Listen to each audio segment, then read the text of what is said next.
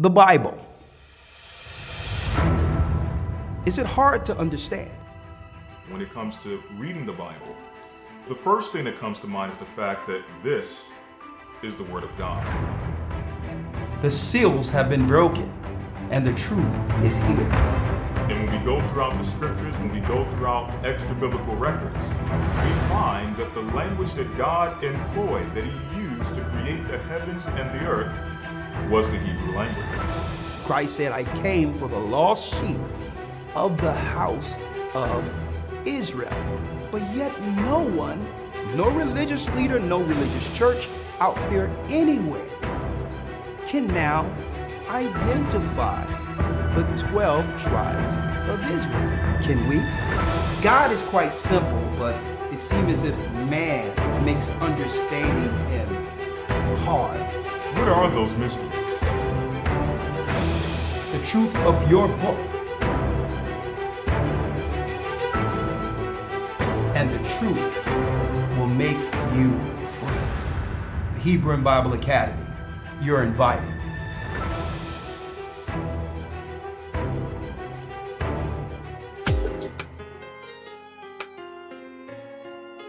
Shalom, shalom. Come on in, brothers and sisters. Come on in. Come on. Blessings. The East is where we're from. Okay. The 12 tribes of Israel. Come on in. I see the family in the house. Come on in. In 721 BC, the Assyrian king, he took us down, we fell.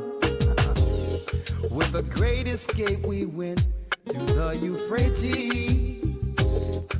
The Lord held the water still. To a land where no mankind dwelt, we went. The 12 tribes of Israel. That's who we be. Come on.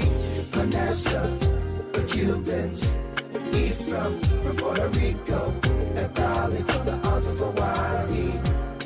The Lord is calling back Israel. From Panama. Come on in. North American Indians, Simeon, the Dominicans, our highest gathering Israel. That's right, brothers and sisters. The Most High's gather in Israel. I'm Elder Ricard along with Elder Lawyer here tonight for our weekly podcast or broadcast, whichever one you want to call it, with our weekly broadcast for the masses. First and foremost, all praises be to the Most High, Ahaya. Ashar Ahaya is his name, in the name of Christ, Yeshua, through the Ruach. I'd like to thank the Most High for giving me breath and another opportunity to come before my brothers and sisters throughout the four corners of the earth. Before they begin to shut everything down, okay, I want to talk about that. All right. Please, as you all know, that's right, this channel is under a shadow ban for some reason. Y'all know the reason, truth. So hit the like button. That'll drive the algorithm towards brothers and sisters who don't know we're actually broadcasting. And after the broadcast, check to make sure YouTube didn't unsubscribe you from the channel. So make sure you check after this to see if you've been unsubscribed without your knowledge. And if so, subscribe back. Also, hit the notification bell and tell YouTube I would like to receive all notifications from this channel. All right? So let's go in. But before I go in, we just went into a lesson not too long ago this past Sunday. A very in-depth lesson. Let me bring Elder Lawyer in real quick. Elder Lawyer, how are you?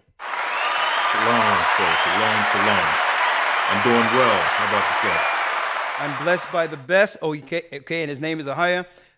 Yes, last week's lesson. Let's talk about it. Sunday. What was last week's lesson, and what will we be talking about this coming Sunday, Lawyer? Last Sunday. So last Sunday we went into a lesson dealing with the split between Israel and Judah. This time we went a little bit more in depth when it came to the kings that fall in between David, leading all the way up to the last king of Israel, which was Zedekiah. And then we did the history all the way up through the Maccabees, all the way up to the last king, our final king, which is the true King of Kings, Lord of Lords, Christ. So that was a very interesting take we had this past Sunday. This coming Sunday, we're going to be dealing with finding the Ark of the Covenant. And we're going to be dealing with, I'm sorry, go ahead. No, go ahead. I'm listening. Yeah, so in that lesson, what we want to try to do is make sure that we not only deal with the wanderings in the wilderness, but also bring forth some archaeology and some history pertaining to those travels and those wanderings that our forefathers had within the wilderness as they're documented in the Bible. Okay, thank you for that. And yes, if you would like to become a part of this Hebrew and Bible Academy, please go to historytimes.org, okay? That's right, historytimes.org. Also, after we dived into that, I'm going to tell you, the news was absolutely outstanding. We went into some of the laws within the Constitution that's actually the laws of God, actually. There's some of the laws in the Constitution that was set up by God, believe it or not, to protect us. Not saying that the men who constructed, all right, the Constitution were all men of God. What we're saying is a lot of those laws within the Constitution came from biblical principles. And we discussed that. The reason why, lawyer, I like how we broke this down in particular when it comes to the kings of Israel, right? Because many from the conscious community, the so-called pro-black community, which is totally garbage. There's nothing pro-black about these people, all right? When you look at it, it's just a grift, a hustle. But all in all, what I like about going into the Kings is because you have so many people with this back to Africa scamming type of things, claiming that they want all things black and all these others. And they begin to sensationalize Africa or the Mesopotamia area in particular, glorifying the greatness, the technology, and all that came from it. But none of them can tell us systematically throughout time in history, when did we fall, how did we fall, and how did people, how is it some people who are so great, the people who are so great in being sensationalized over here in America are under the foot of all the Gentiles of the earth, not just the white man. How did the kings fall to the depths to be under all races of people? Right. That's a key component, lawyer, they leave out, right? It's more so stroking the ego of people, telling people that we were once great and all that, but not telling us how can we acquire that greatness again. And I love that lesson Sunday because what we did, we showed Israel in our glory. We showed Israel as kings, right? King David, before that Saul. But we also recognized something that was in our people's nature. That was recognized. That we always chose to do what? Chose to turn our back on our God to be like other people. Right? To be like the other nations. Envying how the Gentiles' governments operated and were constructed. And so when the kings started diving into, the evils on the outside of Israel, it would not be before long where the Most High would put our people under these people. And that's a component that the conscious community leaves out altogether. And the reason why they leave it out, I believe, is because they don't want to admit the truth concerning that Bible. If they go into the history of the Bible and realize that we were the people who fell due to the curses, now it brings a level of accountability, right? We had a constitution, we had a construct, a way of life, and we were on one code, one with another and with our God. And because we left off from that, that's right, the Most High's promises, his curses were that, okay, your blessings will be turned into a curse. Okay, so I'll bless you, but you must stay on code. And I believe that last week's lesson covered that. And it also covered the value of what? Our true king, Christ. Right. Exactly, our true king. How that bloodline still runs through our veins today. And it's the blood of Christ, not just the spiritual blood, but the physical blood through the tribe of Judah. And once we get back on code with our king, eventually he'll establish his kingdom on earth with us in position. All right. So that was a great lesson. I'm glad we went into that, delved into that. And also the charts and all that with the academy this quarter has been off the charts, literally. No pun intended. They've really been very, very, very well put together as far as research goes. And Elder Lawyer, I'd like to thank you for the research you've done with it. And hey, let's get this thing going, right? Yes, sir. All right. Let's do it. So we're going into finding the Ark of the Covenant. I'm going to also touch on the gates between this realm and our realm, Earth, and the invisible realm, the gates or the portals. I'm going to talk about that. But more so, I'm going to focus on in this academy this coming Sunday. That's right. Finding the Ark of the Covenant, the greatest weapon known to man. Okay. The cleanest weapon known to man was once in the possession of our forefathers. And the Most High hid this. He had one of the prophets hide this particular artifact. You have Raiders of the Lost Ark, Harrison Ford, and all these others. They just came out with a new Raiders of the Lost Ark, or whatever the case is. And guess what? It was promised that we as a people will get our Ark of the Covenant back. There's a lot of lies out there. They claim that it was carried into Ethiopia. Straight lie. Okay, from the pits of hell. Okay, it was never carried into Ethiopia. We're going to go into the legends, who made it up, all that, the Jesuits' lies who were behind that particular so-called story. None of that never happened. Okay, so we're going to go into that also. Finding the Ark of the Covenant and what happens when we get the Ark of the Covenant back. That and more this coming Sunday. The next Sunday after that, subsequent to that, we'll be dealing with the roundtable discussion, Lawyer. So I'm going to see if we can get some single brothers and sisters they can come over from Jersey, and few in our congregation in Philadelphia. And we're going to sit down with about 10, 15 people, roundtable discussion, the divide between man and woman. How can we get on one accord? Let's talk. And we're going to have a lot of discussion on that the following week, okay? All right. So if you're interested, go to historytimes.org. Elder Lawyer, let's jump in. Let's jump in. Our discussion today, Elder Lawyer, is what? The purge before the mark. The purge before the mark. I don't know how long we've been talking about, in particular, the mark of the beast. Okay. From the beginning of this ministry, it started with us on the corner, had signs out there saying what? That's right, path to the mark. Everything else is just what? A smokescreen.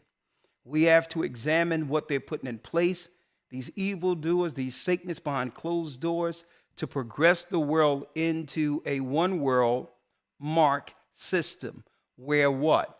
People are a part of the products. All right. No longer will man walk amongst this earth without being marked or tracked like any other product owned by the devil on this earth. Now, so since we've been charting this from the beginning of our ministry through the Spirit of the Most High, I thought that we would keep an update concerning where we are.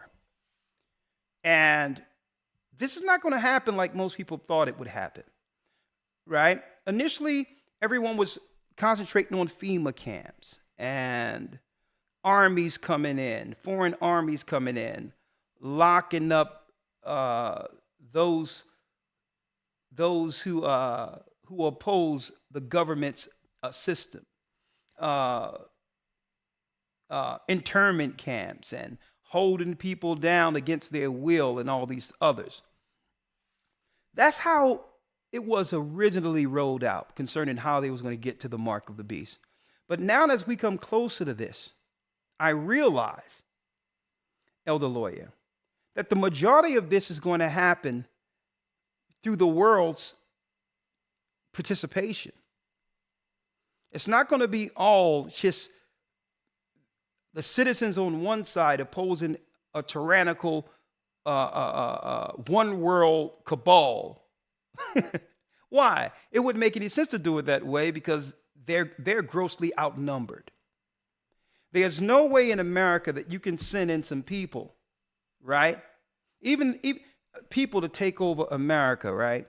And the reason why, even China said they would never go to war with America because there will be a gun behind every blade of grass. So obviously, you cannot take down a standing army of billions of people who are armed, right?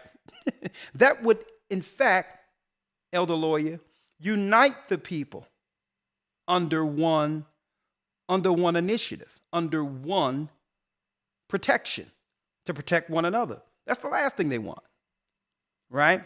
It would have to be a participatory type of system in place that would have people volunteer to be marked. And what I wanted to talk about is the dissension in taking out the opposition isn't coming with jackboots on the ground. I believe that we're under the purge as we speak, but people are being purged a different way. Okay, a silent way, a way in which there is no resistance from family, no resistance that would come from all people uniting as one against what? An existential threat, right? Now, think about this, Elder Lawyer, right? Think about this before I roll it out. Christ said, pray that your flight be not in the winter, neither on the Sabbath day. So Christ was warning us that a lot of our takedown or the takedown of our people would normally happen in a time where there's less travel, whatever the case is. It's winter time and you can't do much movement. Usually that's how the Romans and others calculated against our people in Jerusalem. They would wait until it was cold and come after us because why? You know exactly where people are. They're not traveling much. There's not much activity. And then you can get them, right? So I'm going to show you where I'm going with this, Elder Lawyer. I know it seems like right now that, I'm on a little tangent, but I'm going to show you where I'm going here. The purge before the mark, right?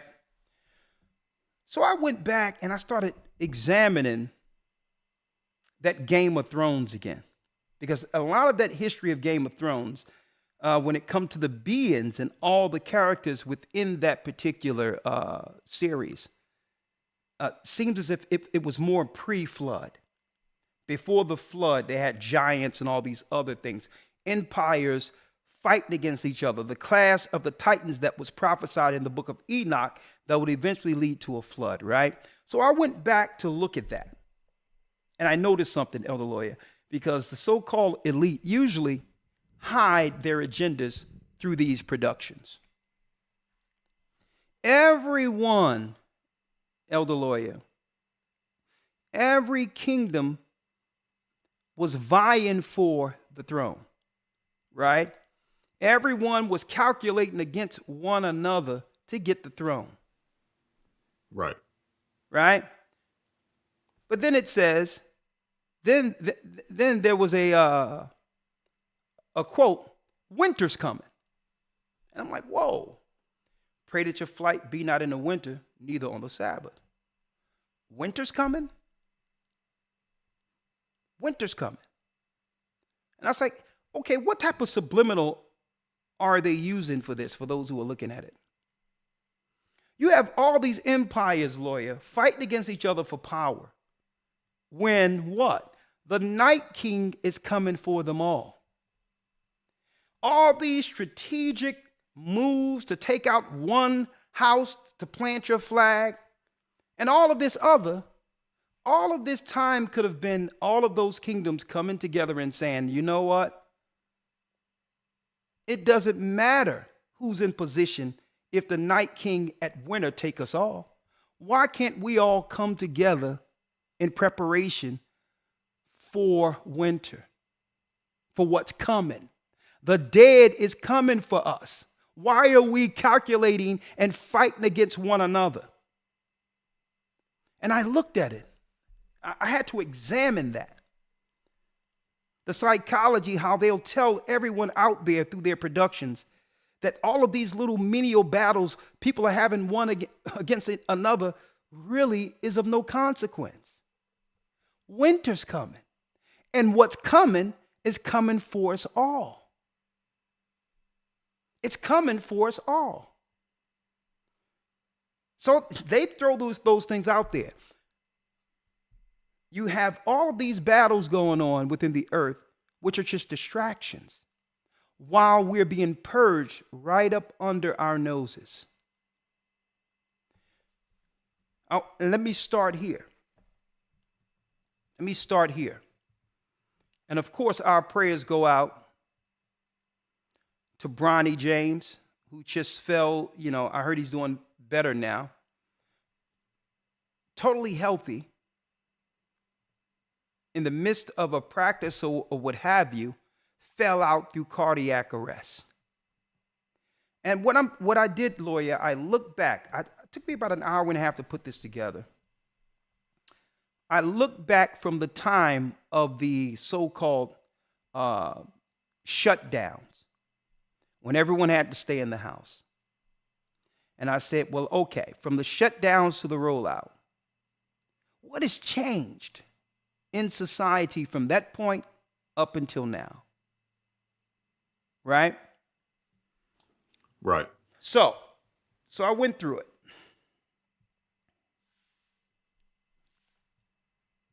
DMX. Rapper DMX cause of death revealed. They claimed it was officially died from a cocaine-induced heart attack. Right? We're going to keep highlighting this. Heart attack. July 8th, 2021, this was reported. Kevin Samuels. YouTube star Kevin Samuels died of hypertension. Medical examiners conclude. And also it went into some cardiac type of issues, right? This was reported July 19, 2022.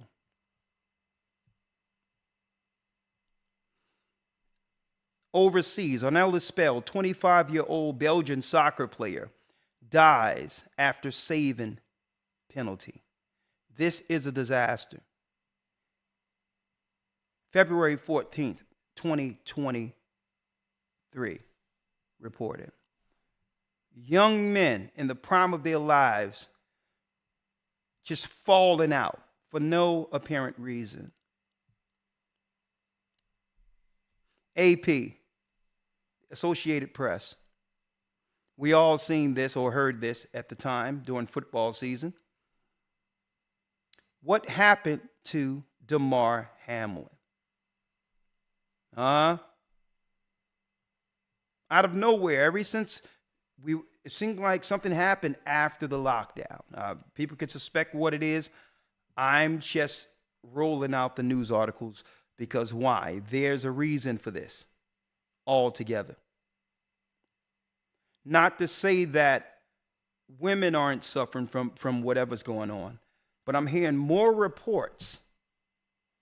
Whatever's going on, it's affecting men also, more so when you weigh this as far as news is concerned. Now, there is a report that a woman who got the juice, this sister who was filming live on Instagram or one of those, went into the room and just fell out and she passed over, right? So I'm not going to say that it's just a male thing, but it seems as if it's affected men more so than anything, right?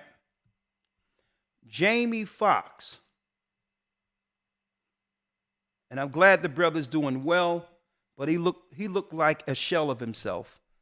Other people out there, I don't buy into this clone stuff and all this other stuff. No, no.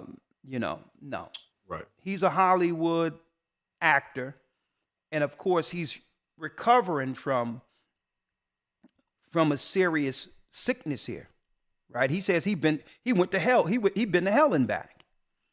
So he's a recovering man, but also you have to realize when you are before the cameras, you got makeup, you got your hair tight, everything. So you can't expect him to look like,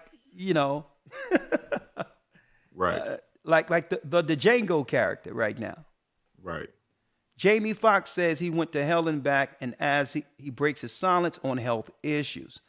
There's a lot of mysterious scenarios happening here. Okay, that could be just coincidence. Let me put it that way. Forbes, here's a Forbes report where Twitter deletes Elon Musk's claim of what happened to Bronny James. So Elon Musk had his own opinion with a tweet that got deleted. He's connected it to the stuff or whatever the case is, but that's his opinion, but it's out there. And then it's LeBron James. Bronny James, LeBron James' 18-year-old son, suffered cardiac arrest. Here's what you need to know about the condition. So obviously the news can tell us what we need to know about this. Okay? Thank the Most High that the brother is still here. I pray for his speedy recovery, and I hope this doesn't affect him in the future, but it's time for us to understand something is going on. It really is. And what I want to talk about, lawyer, is at the same time men are falling out, strong, athletic men. The same time that's happening, the media, it seems as if the media is making a concerted effort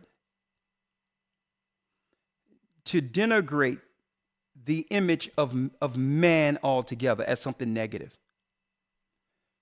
All the new programs we see within the United States in particular, men are outright buffoons, right? That need to be led, by women and all these others. And I'm looking at this, men is under attack. And of course that would be so, because why? Why? Think about it. If you're seeking to purge or destroy a nation or a people, who do you take out first?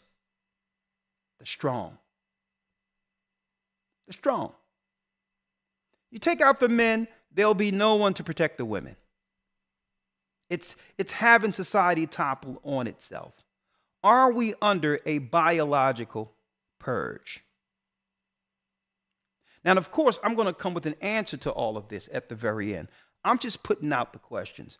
There's many things, Elder Lawyer, that I discussed through the George Floyd thing, through the Spirit of the Most High, when I told people don't go down there, don't deal with all this, through the elections, through the so-called mail-in ballots, to the point where right after that, it seemed like one thing was happening at a time, giving people no rest.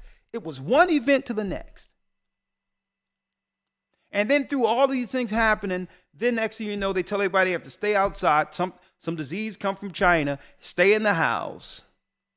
And then mail-in ballots. Mail-in ballots, Biden is in. Right? It happened all through the Trump thing first. Then it switched to who? To Biden. The next thing you know, all of these things started happening. Now, it happened during the Trump administration too. I remember. But now I believe we're seeing a lot of the fallout from all of this, right? I believe right now is the first time in a long time, Elder Lawyer, that society in particular have went back to some level of normalcy. And that in of itself is alarming. People have put their guard down. But I'm still looking. I'm checking it out. And guess what? The residual effects we're seeing right now is reverberating. It's happening. Everything that I said was going to happen during that time is happening for those who didn't stand on Christ during that time. And it's going to be from one purge to the next. And if you failed that test, what are you going to do? Because don't forget, Elder Lawyer, the first test was incentivized. Remember? Stay home. We'll send a stimulus. Remember that? Right. I mean, people in the hood, our people thought reparations came. What would they call it? POP loans, or what they call that thing? PPO? PPP. PPP loans. And I mean, you had people who didn't know what a job was, collecting unemployment. Never had a job. I mean, you had the stimulus check, you had the Social Security check, you had the welfare check. I mean, check. I mean, I heard some people at this time saying, I don't care if we ever go back to norm, we getting paid. Right? Right? So that leads us here, Elder Lawyer. The switching bait. Back to 2008, 2009 on the street path to the mark, when Elder Lawyer, I told everyone, everything else is a facade. They're going to lead us to the mark of the beast. Fair use, Elder Lawyer, I'm going to let you hear it first, and then I'll let others hear it. We'll hear it all together, okay? Yes, sir. Fair use for educational uses only. Fair use. Where's my fair use thing at here?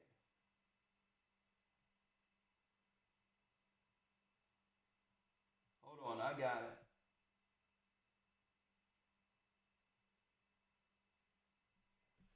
Hold on, I get it. One moment.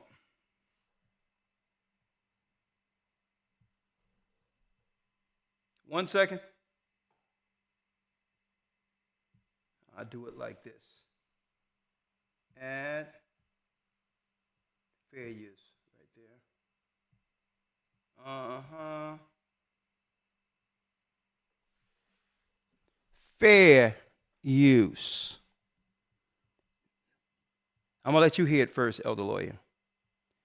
They've been getting us years for years like this. I wonder who they're talking to with these two.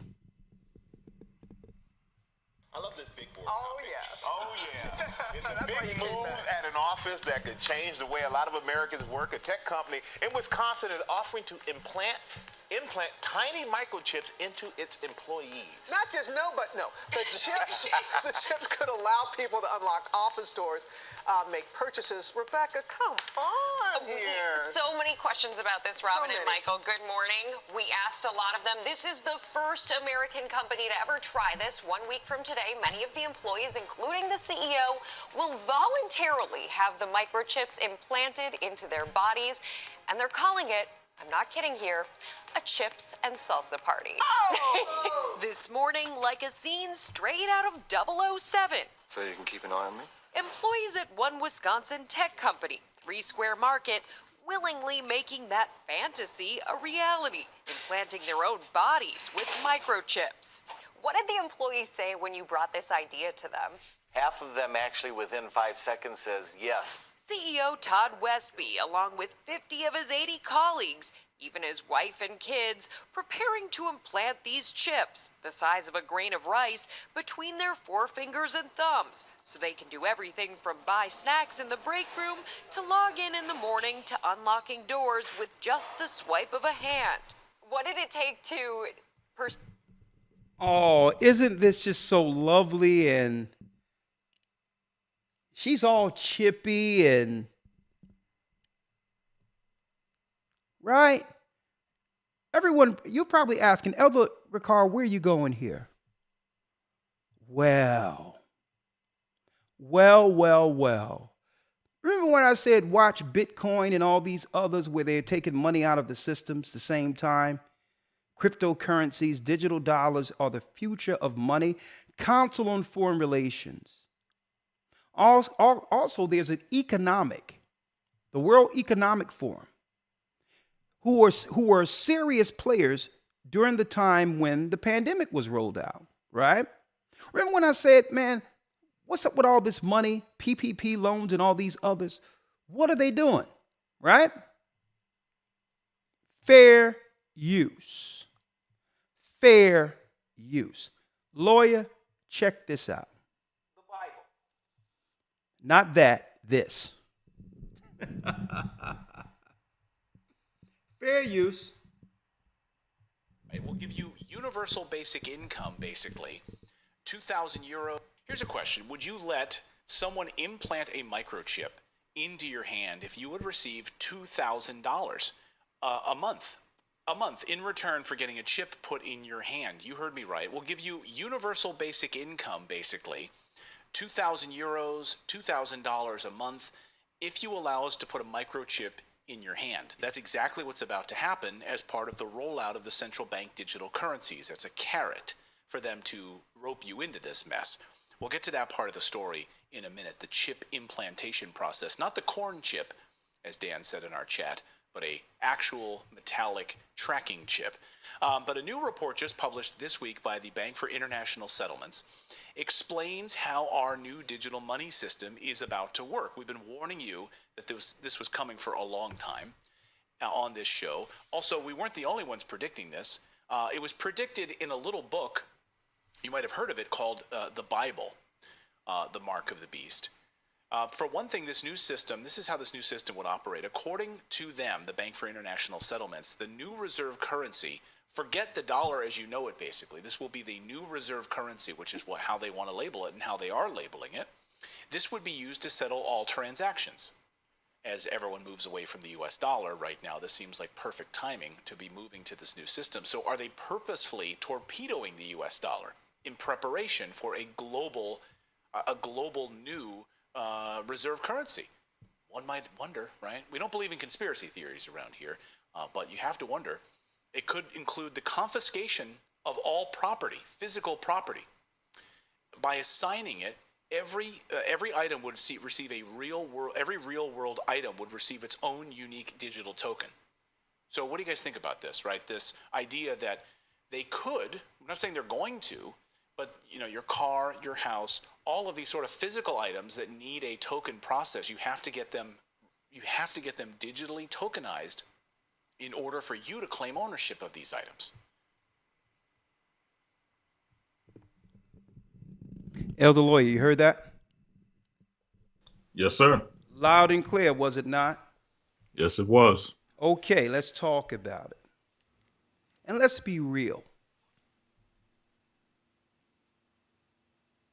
If we had to put a percentage, because I got some paperwork, I got some stuff I wanted to show during the news program, during the news this coming Sunday, but I couldn't hold it back. I have to, some of the things I want to talk about is the fact that this socialist program that's rolled out, that they use as a beta test initially in our communities, which was welfare, and then Section 8. Not that our people don't need these programs, right? But it comes with a cost. They was rolling out a social, I would say, beta test for the New World Order that eventually they would bring the whole world under. Think about this. Welfare, WIC, Section 8, right? All of these other what they call privileges or programs. And then at the same time, Elder Lawyer, our people, rightfully so in America, foundational black Americans are those who came off the slave ships, who built the country, asking for reparations. All together, a need for finances. And then they come with a guaranteed $2,000 every month. It doesn't matter. It doesn't matter your persuasion. Don't matter if you're rich or poor. Guaranteed housing and $2,000 for the rest of your life. If you had to put a percentage on this, Elder Lawyer, especially understanding where we come from, how many of our people, after getting used to PPOs, getting used to getting paid while staying at home and not getting anything and celebrating that? If you had to put a percentage on it, Elder Lawyer, what is the percentage of people you think will be totally down with getting $2,000 guaranteed for the rest of their life with housing? How many people? If you had to put a percentage on it. I would say probably 99.9%. Think about it. All they would have to do, and no one have to know, the same way there's so many people say it during that rollout a few years ago, I would never do it, but a lot of people did it privately without telling others. Right? knowing some had opposing views against it, right? But some went and did it secretly, telling their family members something entirely different. So it'll be totally anonymous. You can go to the DMV or your doctor's office, patient-doctor privilege, or you can go someplace, probably the monetary systems, or it could be already set up where the same place you got your juice, supermarkets, whatever, they can have a specialist come through and just take care of it privately for you. All you have to do is get chipped, right? Get chipped, and $2,000 will be directly deposited into your bank account, guaranteed every first of the month unto perpetuity. Let me ask the people, the brothers and sisters in the chat. If you all had to put a percentage out there of how many people you know would just get that $2,000 guaranteed, what would be your percentage? Elder Lawyer, he's high. I mean, I give people more a greater chance than that. I got more belief in people than Elder Lawyer said 99.9. I would say, but that's my naivety, right? I would say depending on the circumstances, if you were to tell people that, your house is associated with this, other elements are associated with those finances, I'm pretty sure we would receive a high percentage of people who would be willing to acquiesce to that. Yeah. Someone says 90, 75%. Elder Lawyer, before the rollout of the lockdowns and the jabs and all those other things, I would have probably said, believe it or not, 60 to 70%. But after I seen how the people close to me reacted to what they rolled out, I have to be with you, Elder Lawyer. I have to be with you. No one could have told me that some of my close family members would have listened to the television. I'm sitting there giving my family members daily insight of what's going on and what to do. And everyone looking at me saying, hey, man, you know me, man. We can't trust these people. When did we ever begin to trust them? Da da da da da da da da. Right? Then I come to turn around. You know what I mean? I have to go. I have to now rush to these hospital and all that because now my brother can't even.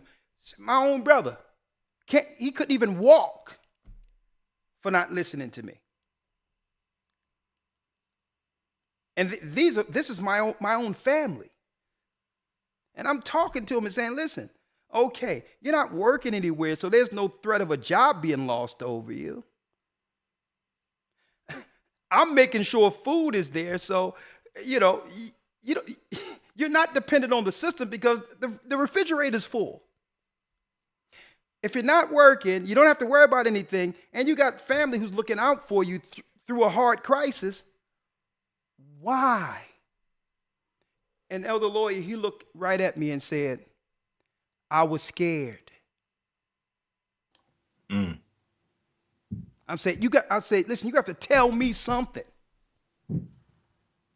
I can understand if you had an excuse with something hanging over you.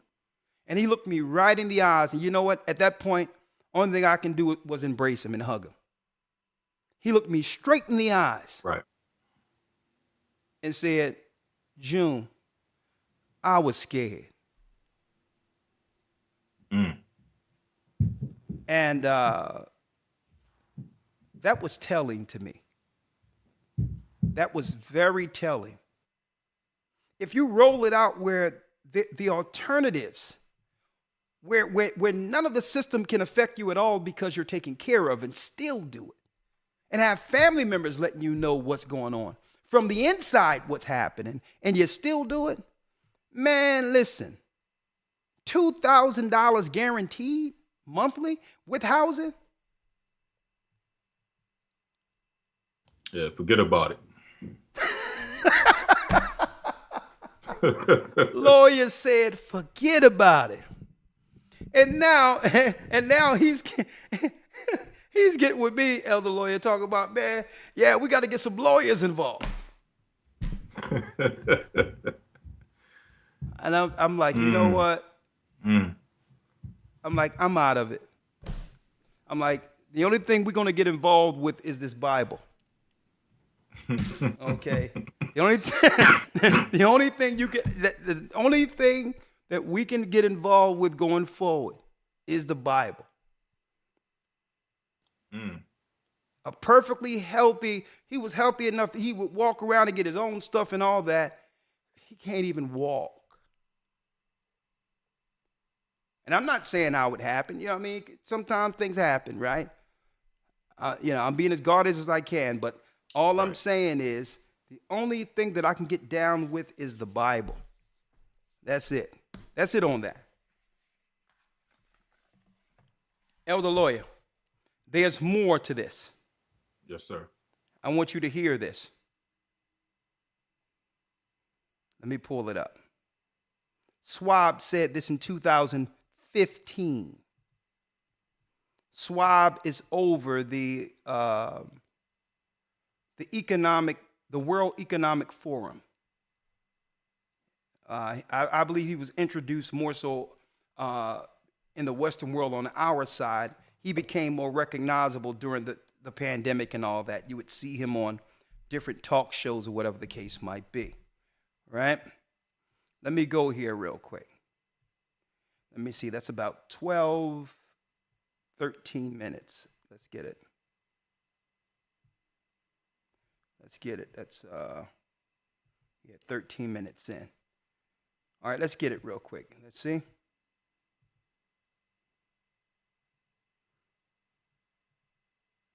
Fair use. In 2016, listen. Aujourd'hui, au bout de ça, Hold on. Fair use. How is it being tracked? Is it Bluetooth, near field community? I just walk up and tap it against any kind of like a soda machine. We've already seen them rolling it out at different grocery stores. We see people in Sweden are jumping on board with this, wanting to use this on a regular basis. So there's people already electing to use this, wanting to use this. And they'll do this with the promise of basic income. $2,000 a month. Would you do it? Let us know in the chat if you would do that. This is not some fever dream, by the way. Where did this come from? This was explained in great detail by Klaus Schwab himself in 2016. Listen. In 2016, Klaus Schwab, fair use. Enfin, peut-être il y a une communication directe entre notre cerveau et le monde. Okay, I'm going to have to show it here. Fair use. Fair use. S'imaginer qu'on les implante dans. He says, then we can imagine. Hold on, let me get it back. Because I got to read this off for you. It's in a different language. Certainement dans les 10 années à venir. Certainly in 10 years. Certainly in 10 years. This was 2016. Certainly in 10 years, right? And it says, first we will implant them in our clothes. Et d'abord, on va les implanter dans nos vêtements, c'est-à-dire wearables, comme on le dit. Et après, on pourrait. And then we could imagine that we will implant them in our brains or in our skin.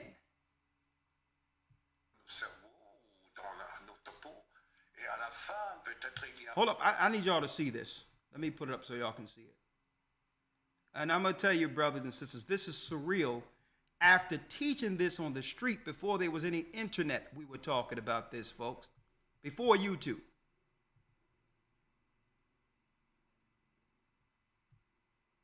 Et après, on pourrait s'imaginer qu'on les implante dans nos cerveaux, dans notre peau. Et à la fin, peut-être il y a une communication. And at the end, Direct entre notre we will direct communication between brain and the digital world. Between the brain and the digital world. He said we will implant, we'll do it in the clothes first, then we'll do it under the skin or in the brain, and at that point, we'll be able to communicate. Listen.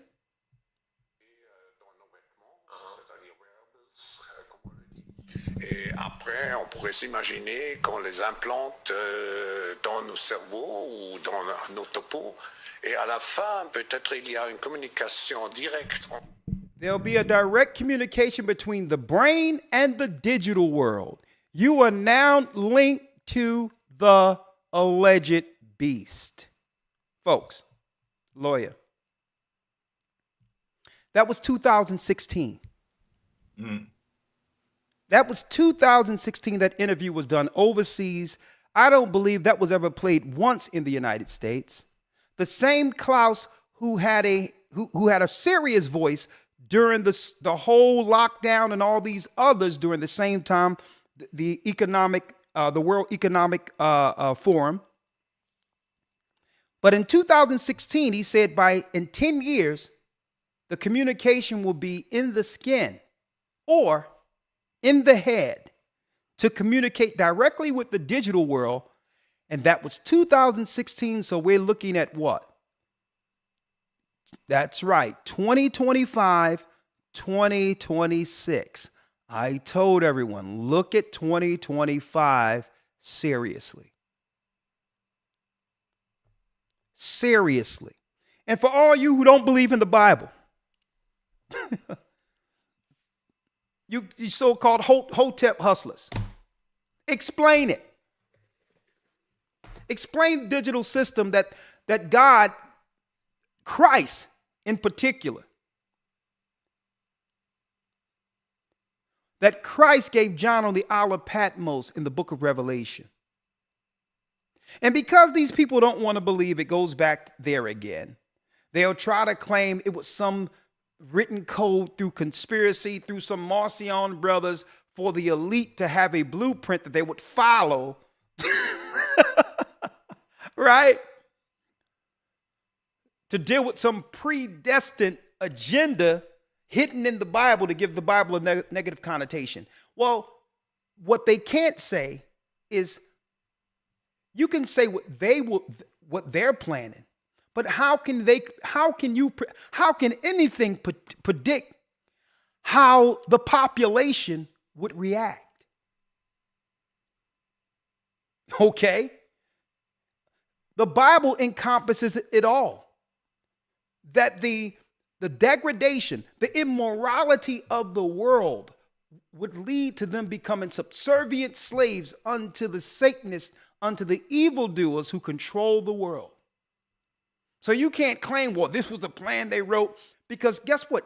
You can plan what you're going to do, but that's not really giving an insight on how the population, you have to get billions of people from one generation to the next to be on board with this plan they never knew about. What's the chances of that? What are the chances that if they planned this, the whole world would be stock and toe with the program on cue? You know, the chance of that is null. That could never happen. The reality is we're living in the last days. This is Bible prophecy. At the same time they're purging, the same time they're destabilizing people with these hot button topics that have everyone at odds. That's right. They're planning for winter. The winter. That's right. Where the dead come for the living.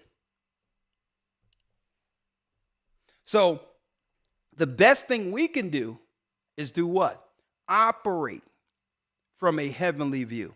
We have to see this prophetically as it was given to the righteous within the Bible and not get caught up within the muck of it. Without being caught up. We must deal with this from a heavenly view, looking on the outside in to navigate. That means anything being rolled out that relates to what God said is the mark of the beast, the answer at every turn is absolutely no. Absolutely not. But Elder Lawyer, I believe the Pied Pipers are already in place. Mm-hmm. You think it's a coincidence that right before, don't forget, I grew up at a time where churches were teaching through fire and brimstone. The fear of God, the fear of hell. And it's no coincidence that they switched and did a 180 from there into what? Prosperity. That's right, prosperity. And then through the Instagram digital era, vanity. I'm going to tell you, they done went from, and now the preachers are going to be like, hey, you deserve this. I hear people saying this out there now, what they deserve. God don't want you broke. You deserve this. You deserve that. God wants you to prosper. He wants you to be blessed. Boom, boom, boom, boom, boom, boom, boom, boom, boom. Teaching half truths.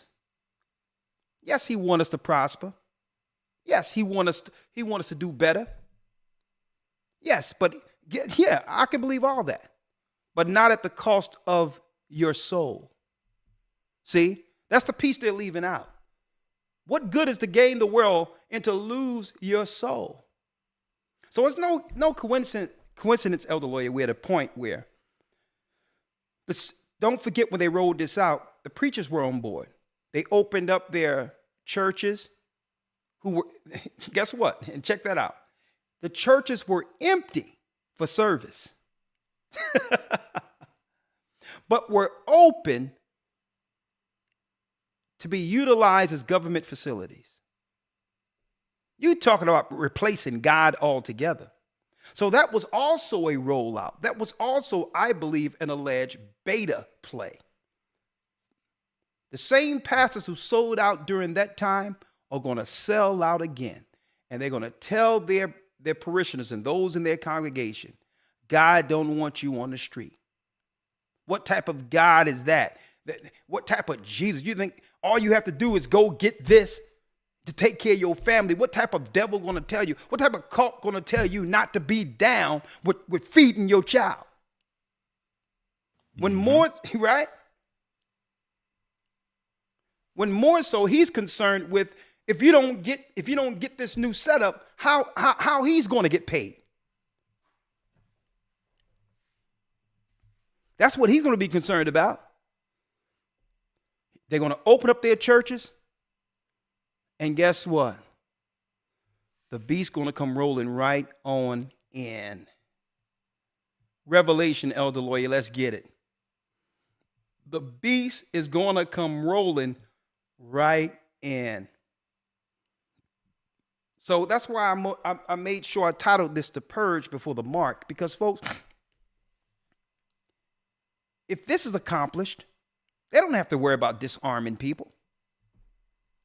If something is connected to your brain and you're connected to a digital system, I'll tell you, suggestion is something else. That's all I'll say. Suggestion is something else. They don't have to disarm you. They're connected to you. And now with all of the drugs and others with side effects like suicidal thoughts and all these others, who knows what happened to you? Who would be able to say? It'll just be some sudden, mysterious, unexplained sicknesses, allegedly, or deaths that, similar to what we're seeing now. So everyone is looking at this disarmament thing. No, this military is happening on an entirely different level. The power of suggestion is something else. I don't want nothing outside of, I don't want anything attached to my brain, taking over the consciousness of citizens throughout the earth. And folks, this is going to be one-stop shopping. Oh, yeah, you don't got to worry about testing all these things. Don't worry about it. The doctor can just pull you up and get on Zoom. And if you already got the stuff in you, we'll see your vitals and make sure your blood is good, making sure you're negative or positive. We can just look at your whole zone and you'll be good. And guess what, folks? That's not a conspiracy theory. That's something that I've read on DARPA's website. The next level of technology, in medicine and all these things. One-stop shop. Do you want everything in one little device? Your credit cards, your bank accounts. Your credit cards, your bank accounts. Never have the threat of someone stealing anything from you. No one can rob you, right? Your Social Security, your passport. Okay. Your body monitoring system. And not only that, Schwab said this is how people will connect to the internet. Let's hear it. Elder Lawyer, let's get Revelation before I open up the lines here. Yes, sir. I'm gonna bring in Schwab for a second. But I need someone to tell me, how did John know this? How did John on the Isle of Patmos know this? I'm going to pull up the Bible.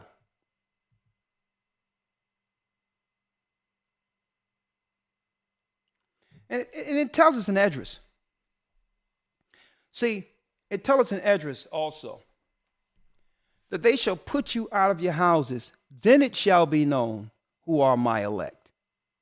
Everyone can claim they're down with God when there's nothing to lose. I'm going to tell you. I thank the Most High that years ago, I walked away without a care in the world. And it taught me something. What it taught me is the earth is the Most High's footstool. He built he made this. This is the place our God rests his feet. Okay. And what I learned is, in this house, he provide for his. It doesn't matter locale. It taught me a certain level of faith that I didn't know existed.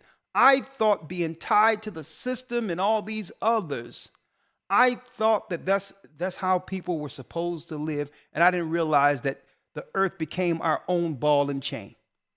It wasn't until I walked away to teach the gospel that I realized, folks, that being enslaved under a system is a mentality. There's nothing, there's no product, nothing that we have right here, any place, right here that the Most High cannot give us access to someplace else. And it broke me free. It broke me free.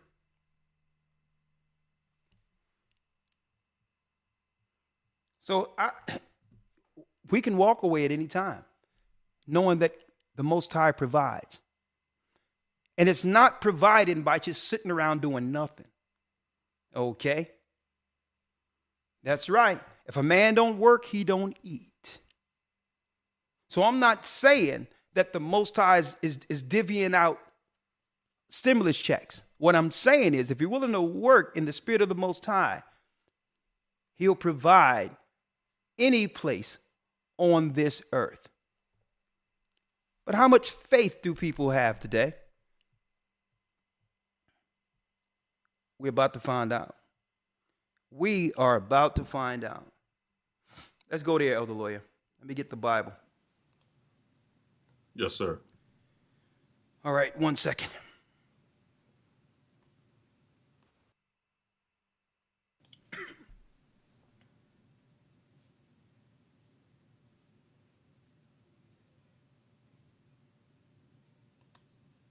All right, that's you there. Okay, great. Let's go to the book of Revelation. Yes, sir.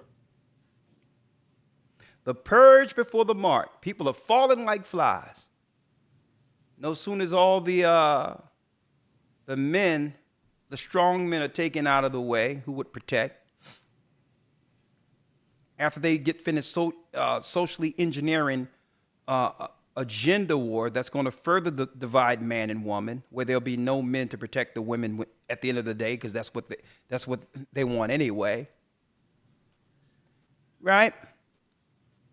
On top of that, a socialized program that'll be rolled out and say, well, if you get chipped, the government will give you $2,000, 2,000 euro, 2,000 pounds, up into perpetuity, as long as you are what?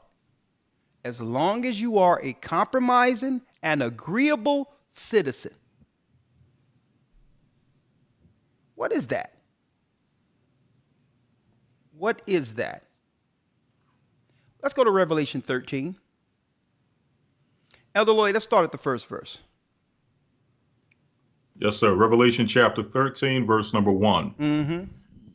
And I stood up upon the sand of the sea and saw a beast rise up out of the sea, having 7 heads and 10 horns, and upon his horns 10 crowns, and upon his heads the name of blasphemy. The name of blasphemy. That means this empire would be what? Promoting abominations against God. A blasphemous beast. Folks, this is not an antichrist that's been taught under the Jesuit lie of one man popping up. When you go into the book of Daniel, there was 4 beasts, which are 4 empires. It have nothing to do with one person standing up saying they're God. Then you have the false Jehovah Witness take on this, their ideology, which is warped, claiming, well, this is going to be an opt-in program. If you believe, you don't have to worry about it, because why? The unbelievers are just going to opt into the mark of the beast, and all of the believers aren't going to have to worry about it because God is going to protect them somewhere private. That's a lie. Christians believe that they're going to be raptured up before some boogeyman comes. Lie. Thessalonians is talking about the last trump when Christ returns. You will not be disappeared. You will go through the tribulation. Okay? The tribulation, another word for that we can put here this evening, is the purge. And I stood upon the sand of the sea and saw a beast rise up out of the sea, having 7 heads and 10 horns. The 7 heads represents what? The 7 mountains from whence Rome sits on. And the 10 horns are the original European countries. Edomites, it's a red beast. Esau's empire ruled from Italy, from the throne of Rome, whom King James himself said that the throne or the seat of Satan is in Rome. This black man named King James said it himself. Oh, yeah, hold on. I think I'm making it up. 1 second here. Let me see if I have this here. One moment.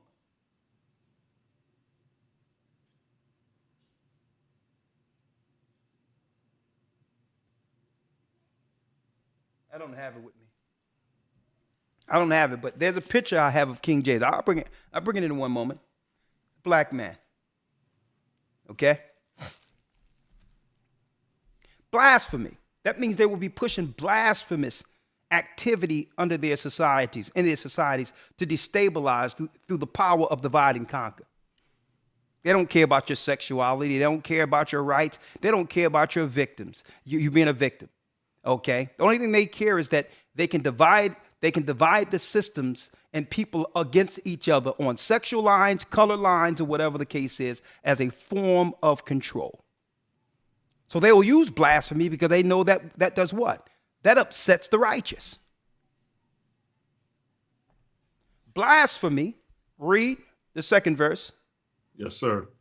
And the beast which I saw was like unto a leopard, and his feet were as the feet of a bear, and his mouth as the mouth of a lion. And the dragon gave him his power and his seat and great authority. So who gave this beast his great power? Satan himself. That's right. That's right, folks. The angel Samael under what? Under Jewish legend. The angel Samael is the angel or God of Edomites. He's the God over Rome. Look at it in your Jewish encyclopedia. Samael is Satan. He gave Rome their power. And it says a leopard, the feet of a bear, but the mouth of a lion. Well, when you look at the book of Daniel, these are empires. He would have what?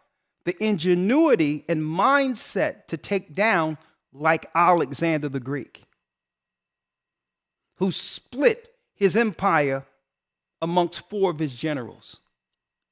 That's the leopard. He would have the military aptitude of who? The bear, the Persian Medo Empire, who were fierce warriors, modern day Iran, right? And he would also have the mouth of a lion. Lion represents what? The lion body with the head of Nebuchadnezzar, the religion of Babylon. All of these empires wrapped up into one. That's right, the calculating warfare of Alexander. That's right, the military aptitude of Persian and Medes. That's right. And you got it, the religious aspect of ancient Babylon. All wrapped up into one big satanic package to destroy and control the world. Read. Yes, sir. Verse number 3. And I saw one of the heads as it were wounded to death, and his deadly wound was healed. And all the world wondered after the beast. Exactly. It was wounded.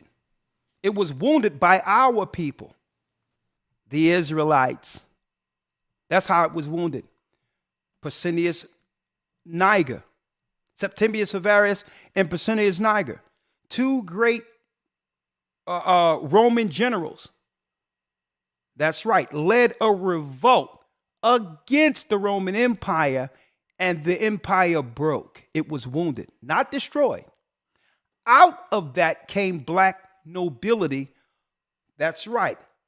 Till this day, the European historians has straight disdain and hatred for that time period. Why? because it marks a time where our people began to fight back and splintered the empire. To the degree historians call it the Dark Ages. Oh yeah, it's so black and dark. We have no idea what happened during that time. We have no idea. It was Jacob wounding Rome. It broke the empire in two, and from that day forward, the Vatican was conspiring to come against our people who sat on the thrones. What thrones? The thrones of Europe. King James, his family, the Charles, not the Wesson family who came in later and overtook the throne after their deaths. And then they had the Bacon family, Jesuits, come and write lies and evil legends claiming that King James was a homosexual and all these other things, lying on our people who actually stood for righteousness. Huh? Let me take a picture of this real quick. 1 second, other lawyer. 1 second. Let me take a picture of this. 1 second.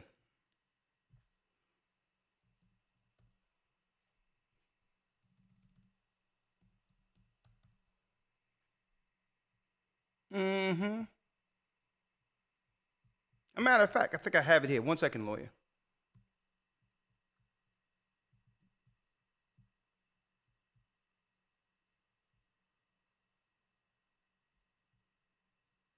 One second, folks.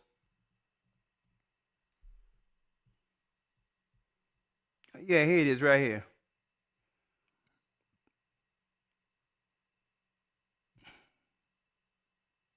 Oh, yeah.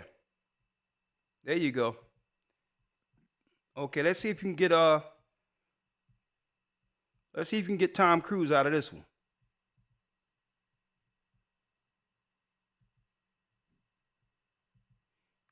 King James 6 and 1st, and the reunion of Christendom. I'm just going to let that marinate up there in front of y'all real quick. Just marinate, historical marination for you. I'm going to just let that just look at you for a second. Okay. Huh? There it is.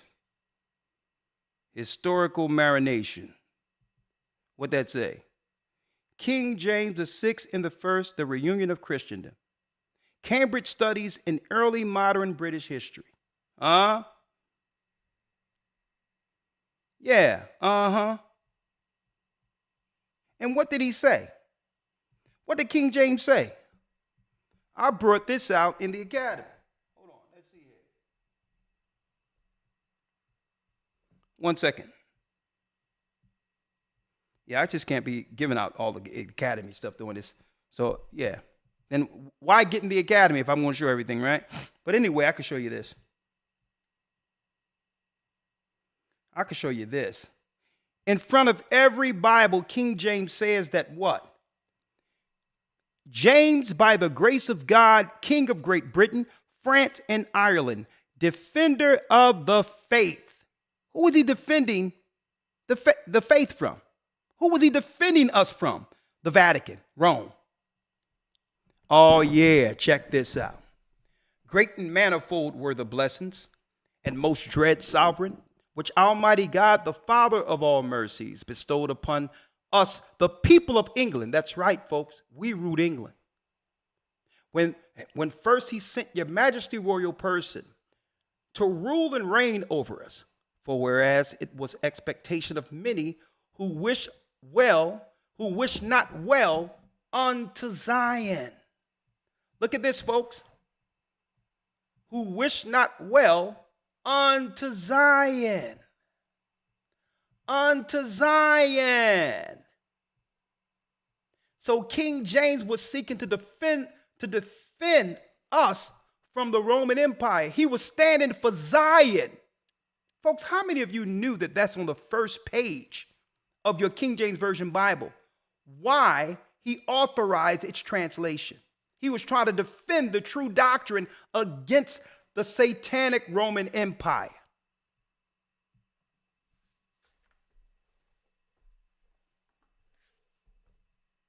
Huh?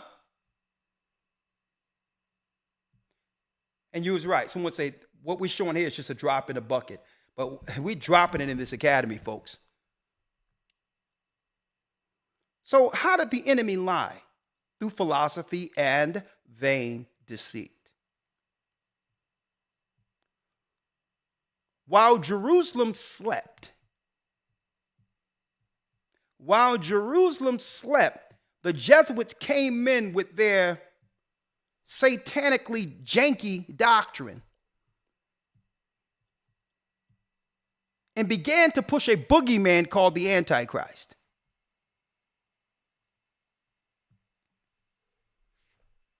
They began to push some one man popping up as if they're not working in league with the Gentiles, Psalms 83, against us, and are conspiring to bring in a new world order and help Esau get rid of his little brother Jacob. Huh? Oh, you thought we weren't? You know what? They don't care if we know already. They knew we was going to find out. They just needed a system in place that by the time our people would find out, we would be so destitute. We would be too destitute to do anything about it. They knew we would find out, but they would just destroy us to the degree where it doesn't matter anyway. Right? But we win. Let me put that. In these prophecies, Jacob wins. And we win if we endure, have faith, and stand on our God. Fourth verse, Elder Lawyer. And they worship. Yes, sir. It says here, and they worshiped the dragon which gave power unto the beast, and they worshiped the beast, saying, who is like unto the beast? Who is able to make war with him? Who's able to make war with our empire? Who can set up a system such as ours to control through warfare, through psychological warfare, where, guess what? We can have people destroy themselves without shooting one gun. As long as we can convince them, that what they're doing is the right thing.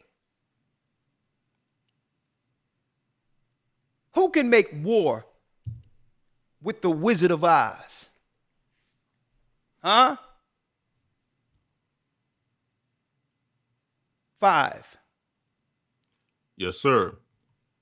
And there was given unto him a mouth speaking great things and blasphemies, and the power was given unto him to continue 42 months. That 42 months break down from the time of Christ's birth unto the consummation. 1,750 cycles, 50 years according to the Bible, not according to our time, because they would make us believe that we're past 2023, which is utterly ridiculous. So once Christ was crucified, Satan, what? He would have power to bring forth his whole agenda on the earth until our God takes him out of the way. It's a time span that would lead to the consummation. And the Most High gave him that time. He said, go ahead, Satan. Take those who belong to you. You have full autonomy. You can take all that will yield to your blasphemy and would fall and going to join your army. But you cannot touch mine elect. Take them. Go for it. Do whatever you want. So they started pushing blasphemy, evil. To do what? To destabilize the earth. That's why they're pushing all this stuff. Trans, this and that. It's not that they really care about these people. It's about destabilizing people. Mm-hmm. That's all it's about. That's the beast. He pushed all this blasphemy knowing that what? It's going to leave a bad taste in those who believe in God's mouth. In hopes of a cataclysm amongst the citizens who would fight amongst each other, and through that fight become weak, too weak to fight what's coming, winter. 6th verse. Let's go. Yes, sir. And he opened his mouth in blasphemy against God, to blaspheme his name and his tabernacle and them that dwell in heaven. He started blaspheming God's name. Folks, even Satanists are coming out now saying, you know, we trick y'all with Yahweh, right? He's really paying our God. I told y'all a long time ago what it was. Not that I knew anything outside of what God told Moses. And the same people who didn't listen to Moses then, the law, is not going to hear God's name now. And then they begin to blaspheme his name, his tabernacle, Leonardo da Vinci, Michelangelo. They started making perverted pictures of the heavens, showing angels like naked babies, uncircumcised with wings. An Edomite looking like Zeus with no clothes on, with his finger coming down, touching the finger of Adam. I don't know what that is. Okay. Let me tell you, if the technology we have today was back then when they made the picture, that would be on OnlyFans. Okay. And he opened his mouth in blasphemy against God, to blaspheme his name and his tabernacle and them that dwell in heaven. Come on. And it was given unto him to make war with the saints and to overcome them. Stop right there. Stop right there. So now the Most High is letting you know the Romans' true agenda is to war against the saints. He ain't talking about Mother Teresa here. He's talking about the children of Israel. We are the saints. The saints of God. He's speaking of the children of Israel. The disciples were saints. The prophets were saints. Our people are the saints of God. And who warred against us? The Roman Empire. And after that, subsequent to that, celebrated our downfall. Celebrated right now on the side of a Colosseum in Rome. It's showing what? The Roman people coming into our temple after pillaging our temple after the destruction of Jerusalem in 70 AD. And that's when we ran into Africa, when they destroyed our people. We ran into Timbuktu and parts of Africa. And then the Arabs, Ishmael found us in Timbuktu and reported back to who? Rome, against us. The Arabs and Esau working in tandem like they always do against their little brother, Jacob. Come on. Yes, sir. Verse 7. And it was given unto him to make war with the saints and to overcome them, and power was given him over all kindreds and tongues and nations. So that means Esau is in charge of all nations right now. The United Nations, the first of the nations. He's over the World Economic Forum. That's Esau. And all of these nations, Asians and others, are lockstep running behind him in war against the saints. Read. Yes, sir. Verse number 8.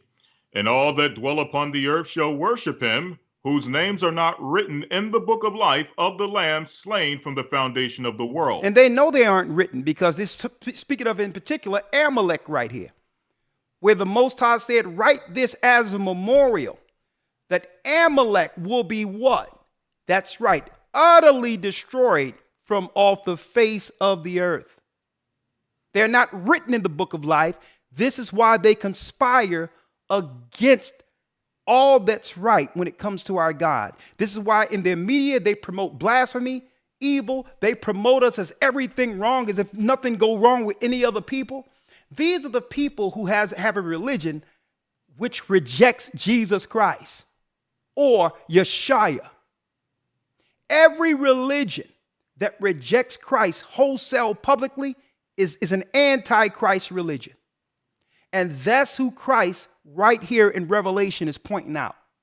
So if you want to know who your antichrist is, look who's running things. It's not one man. Let's go. Yes, sir. Verse number 9. If any man have an ear, let him hear. Clue. He that leadeth into captivity shall go into captivity. He that leadeth in the captivity. Who owned the slave ships? Who owned the bill of sales? Who owned the trade ports from one country to the next? See? Who owned these things? I'm going to let y'all go into it. But guess who made money off of this? Guess what? America was built off of slave labor. And Elder, I still believe after what they're planning with this money, this $2,000 per people and all those who receive this RFID chip allegedly, I wholeheartedly believe that they're going to try to tie this to reparations. They're going to say, here's your reparations. If you go get the microchip, I don't know, I'm just guessing right here. You go get the microchip, this can be your reparations. We not only will give you $2,000 a month, we're going to give you this X amount of money on top of it if you're willing to be marked. Read. He that leadeth into captivity shall go into captivity. Yes, sir. He that killeth with the sword must be killed with the sword. You reap what you sow. Read. Here's the patience and faith of the saints. Come on. And I beheld another beast coming up out of the earth, and he had 2 horns like a lamb, and he spake as a dragon. And he spake as a dragon. So a new empire was made out of the old empire, which became America. Okay, it's not speaking of one person. Read. This is why your presidents all kiss the ring of the Pope. If you want to believe history that there was some type of independence where America broke free from England, guess what? I live in Philadelphia. I can guess what? We can sell. I can do a personal sell. You can get the Schuylkill for a very low. Give me $3. You can have the Schuylkill River. If you believe there was ever any independence from England or from Europe, okay. The Schuylkill, they cleaning it up right now. $3, you can have it. That's how confident I am in my assessment that a lot of this history they gave us was bogus. To push some level of separatism or some type of patriotism outside of the country who created America. There have never been independence from Europe. There's places in America named strictly after England right now where they have a la carte in different parts of America they travel to and own. Another lie. They broke free from England. When? Read. He exercises all the power of the first beast. Read. Yes, sir. Before him, and causeth the earth and them that dwell therein to worship the first beast, whose deadly wound was healed. So everyone must pay homage back to the Roman Empire and the ideology that comes with her. An image. An image. Elder Lawyer, speaking of the image, I even have a video I'm going to show this Friday of how they was able to sell the American dream to us. It's called the New Negro Family. It was a PSA called the New Negro Family. Oh, these Negroes are not like the Negroes who we grew to know.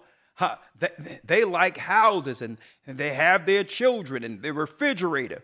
They sold this like a PSA to our people. It was a PSA public announcement on television doing what? Breaking the ice between the whites and the blacks who were coming in from the South. They had a PSA called the New Negro, an image of a new. Now, while we ran to the cities to live the life of Leave It to Beaver and them, right? We ran to the cities to live the city life. Esau did what? he did an end around and took all the land we fled from and industrialized it. It's because we wanted to become we wanted to have our image as the so-called white Northerns. It was a PSA called, they was publicizing this all in the South. Do you want to be like the new Negroes? No outhouses, okay? Y'all have outhouses. You know what we had? Land. We had land. We left the land to go to the cities, and Esau did an end around and took all of that land that's worth millions now. And how did they lure us out? That's right, folks. With a marketing ploy called the New Negro. Wait till y'all see this Friday. I'm going to bust this out on Patreon. Had us running to the city, the bright lights, leaving it all, taxes accumulating and all that. I don't need, man, it's fun over here. And Esau said, you stay right there, okay? Did an end around and took all the property that was given to our people after slavery. I'll deal with that later. You can't trust him. Let's read it. Yes, sir. Verse number 13. And he doeth great wonders, so that he maketh fire come down from heaven on earth in the sight of men. That's his warfare, read. And deceiveth them that dwell on the earth by means of those miracles, which he had power to do in the sight of the beast, saying to them that dwell on the earth, that they should make an image to the beast, which had the wound by a sword and did live. When it says an image, folks, it's almost like an avatar. It's a lifestyle. And you're only accepted if you operate within the image society accepts. It's a lifestyle that was created. And in order to what? To sustain that lifestyle, it comes with compliance. And the compliance is with the beast who have blessed you to have the image. See? And this is why it's so important what I'm going to show with Schwab, elder lawyer, who stated that there will be a token connected to property. Well, you got to get the chip because in order for you to actually operate get your property, it must be connected digitally to all of the property that has a token or a digital print. If you don't have a chip, then guess what? There's no person attached to that digital property. So the property is not confiscated. They're going to claim that you gave the property up. Look how slick this is. They're going to claim, well, there's no digital print connecting you to it. So, hey, I guess we need to auction this off. That's how it's going to happen, folks. If you want to deal with the image, the lifestyle that's been afforded through the beast, you must comply. Read. Yes, sir. Verse number 15. Yep. And he had power to give life unto the image of the beast, that the image of the beast should both speak and cause that as many as would not worship the image of the beast should be killed. So if you're not down with the system, you're a threat. You're a threat, or you're a cult. Because you want to be down with God, you don't want to accept the image they're putting forth, which is blasphemy, right? You don't want to deal with the image of debauchery, right? You don't want to deal with this confusion they're putting out. You're not down with the Baphomet, which is what? Male and female fused into one being. You're not down with the intersexual way of things. That's the image of the Baphomet. That's Lucifer himself. So if you're going to what? Withstand the image, you are a threat to the empire. Then they say, well, these people are threats. And folks, hey, elder lawyer, I don't know if you see what they're doing with AI right now. They can have it where you sit before a camera, speak for a couple of seconds, and they can take your image and your voice and do a full commercial with you're home sleep. And there's a full commercial with you're walking into stores and all that. You're selling your products. 30 seconds of a camera in front of you, AI can mimic everything about you. Right. Virtually, folks, it's as if I'm standing in front of you speaking right now. So you know what they're going to do. You know, allegedly what they're going to try to do. They're going to be framing people and all that. Only thing they need to find out is whether or not you at a place probably where there is no alibi. And that's not hard to do, tracking your phone and seeing that you're alone by yourself with no one around you. And at that time, they can show that you did something, right? Did something criminal or whatever the case is, and frame you right there. If there's no alibi, you're guilty. They have AI now that can take 30 seconds of you sitting in front of a camera speaking. And through that, that's all they need. They can have you standing somewhere doing a full dissertation.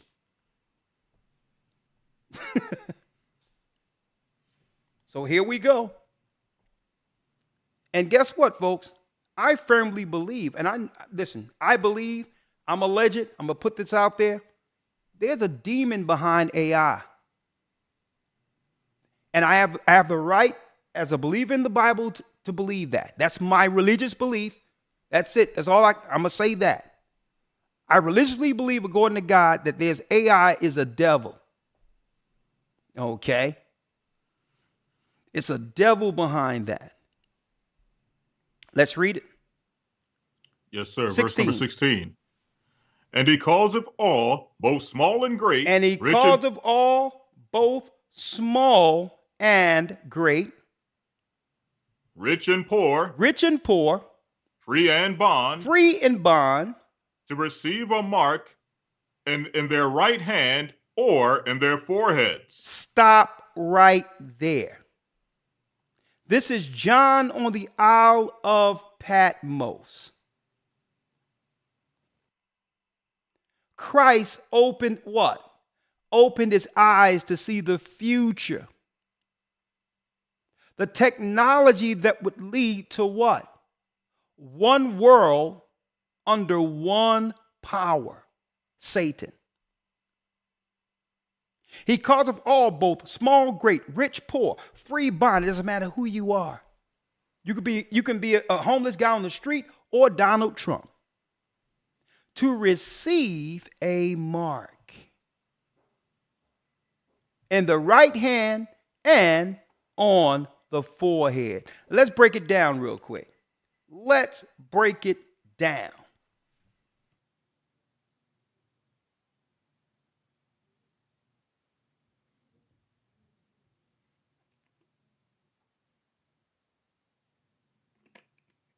Now let's break it down. And then we're going to bring up Schwab again.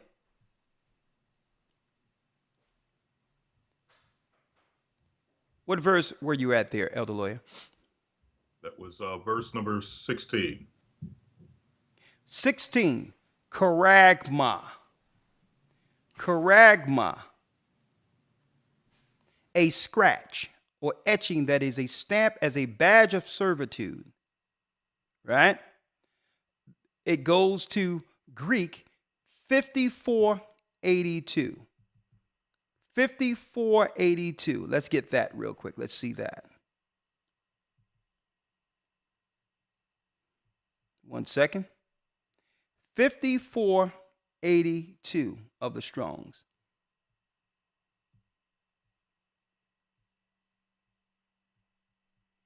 One second. See if I can pull that up. But it's the etching of the skin as what?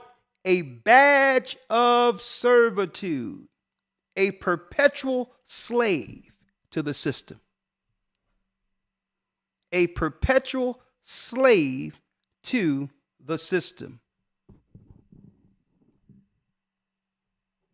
Right? And then when you go into the Greek, 5482, it's what? Corax. To sharpen to a point. Skin. The idea of scratching a stake, that means a point goes in. A military mound or circumvallation in siege, a trench. So it's a point that goes inside, according to the Greek. As if John is being shown a syringe entering the skin, administering a mark. Check that out. This is not conspiracy, it's prophecy. We are living in the last days. Products. People will become products. And then it identifies the people who will be behind pushing the system, if you can read correctly. Right? How do we know this? That no man might buy or sell, that's products, save he that had that mark, or the name of the beast, or the number of his name. And now it's giving us some insight on what people would be pushing this. Here is wisdom. Here is wisdom, verse 18. Let him that have understanding count the number of the beast, for it is the number of a man, and his number is 666. His number is 666. That's quite interesting. His number is 666. Let's see what an inverted hexagram looks like.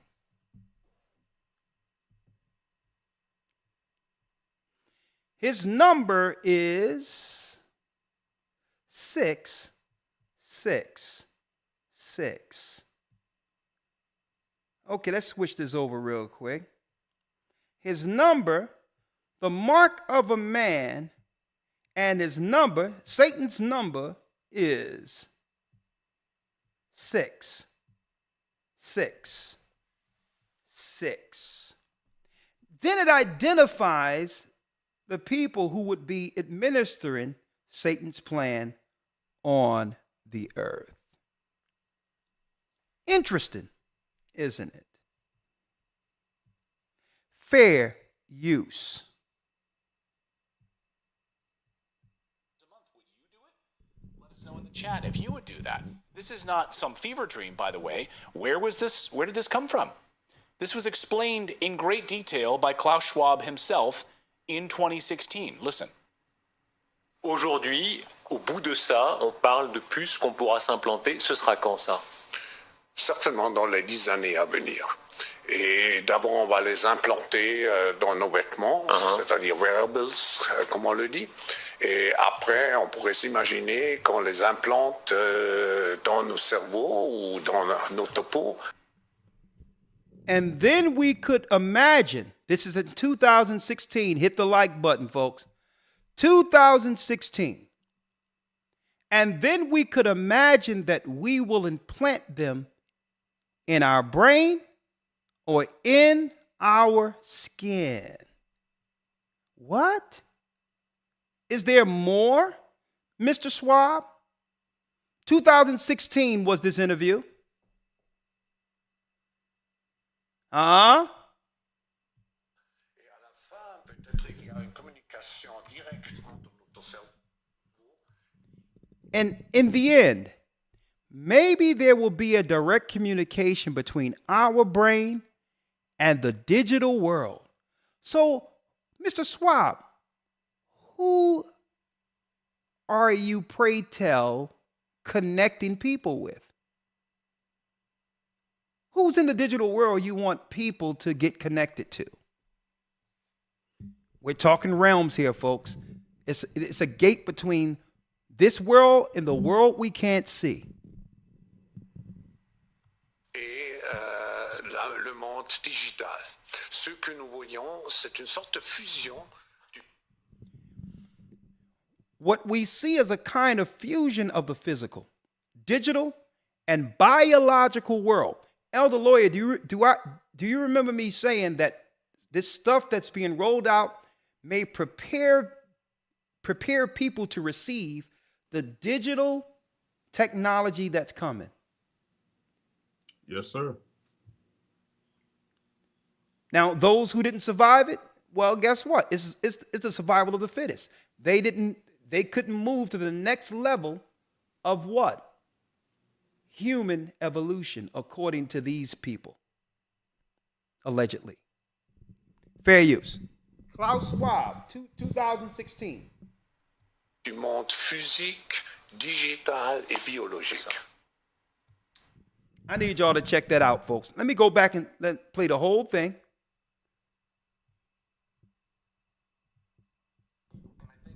Like we talked about it before, It's going to target the poorest people. Hold on. I have to do this for the sake of copyright strike. So hold up 1 second, folks. Let me straighten this out so there's no strike here. 1 second.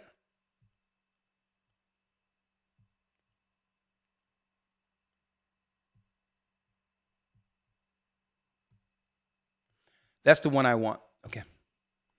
Fair use. Fair use.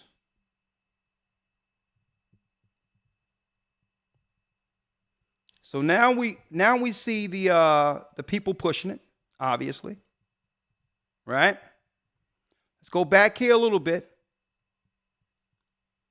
Fair use. because it's going to make life easier for them. It's like you get this stipend plus your income. This is going to make it easier for you. Yeah, I mean, that's the thing. I think this is going to work. This is how they will get people. We will put you on a universal basic income, and you will be given a certain set of parameters how you can use this income. And by the way, you're going to have to get a chip in your hand for tracking. That's how you will access it, right?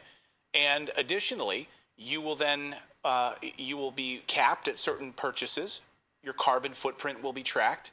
What are you buying? Where are you going? And the idea, of course, that, oh, this is only for purchases. We won't be able to track your physical location, your whereabouts. Really? Communication, how is it being tracked? Is it Bluetooth, near field communication? I just walk up and tap it against any kind of like a soda machine. We've already seen them rolling it out at different grocery stores. We see people in Sweden are jumping on board with this, wanting to use this on a regular basis. So there's people already electing to use this, wanting to use this. And they'll do this with the promise of basic income. $2,000 a month. Would you do it? Let us know in the chat if you would do that. This is not some fever dream, by the way. Where did this come from? This was explained in great detail by Klaus Schwab himself in 2016. Listen. Aujourd'hui, au bout de ça, on parle de puces qu'on pourra s'implanter. Ce sera quand ça? I'm going to translate here.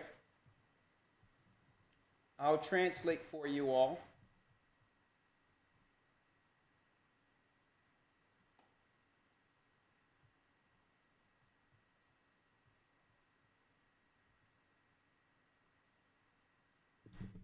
Certainly in the next few years,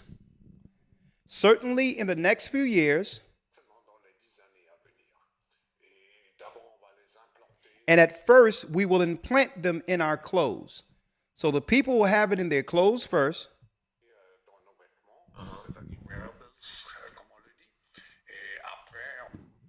And then we can imagine that we will implant them in our brains. No, you can do that yourself, buddy. Or in our skin. On pourrait s'imaginer qu'on les implante dans nos cerveaux ou dans nos topos. Et à la fin, and at the end, maybe there will be a direct communication between our brain and the digital world.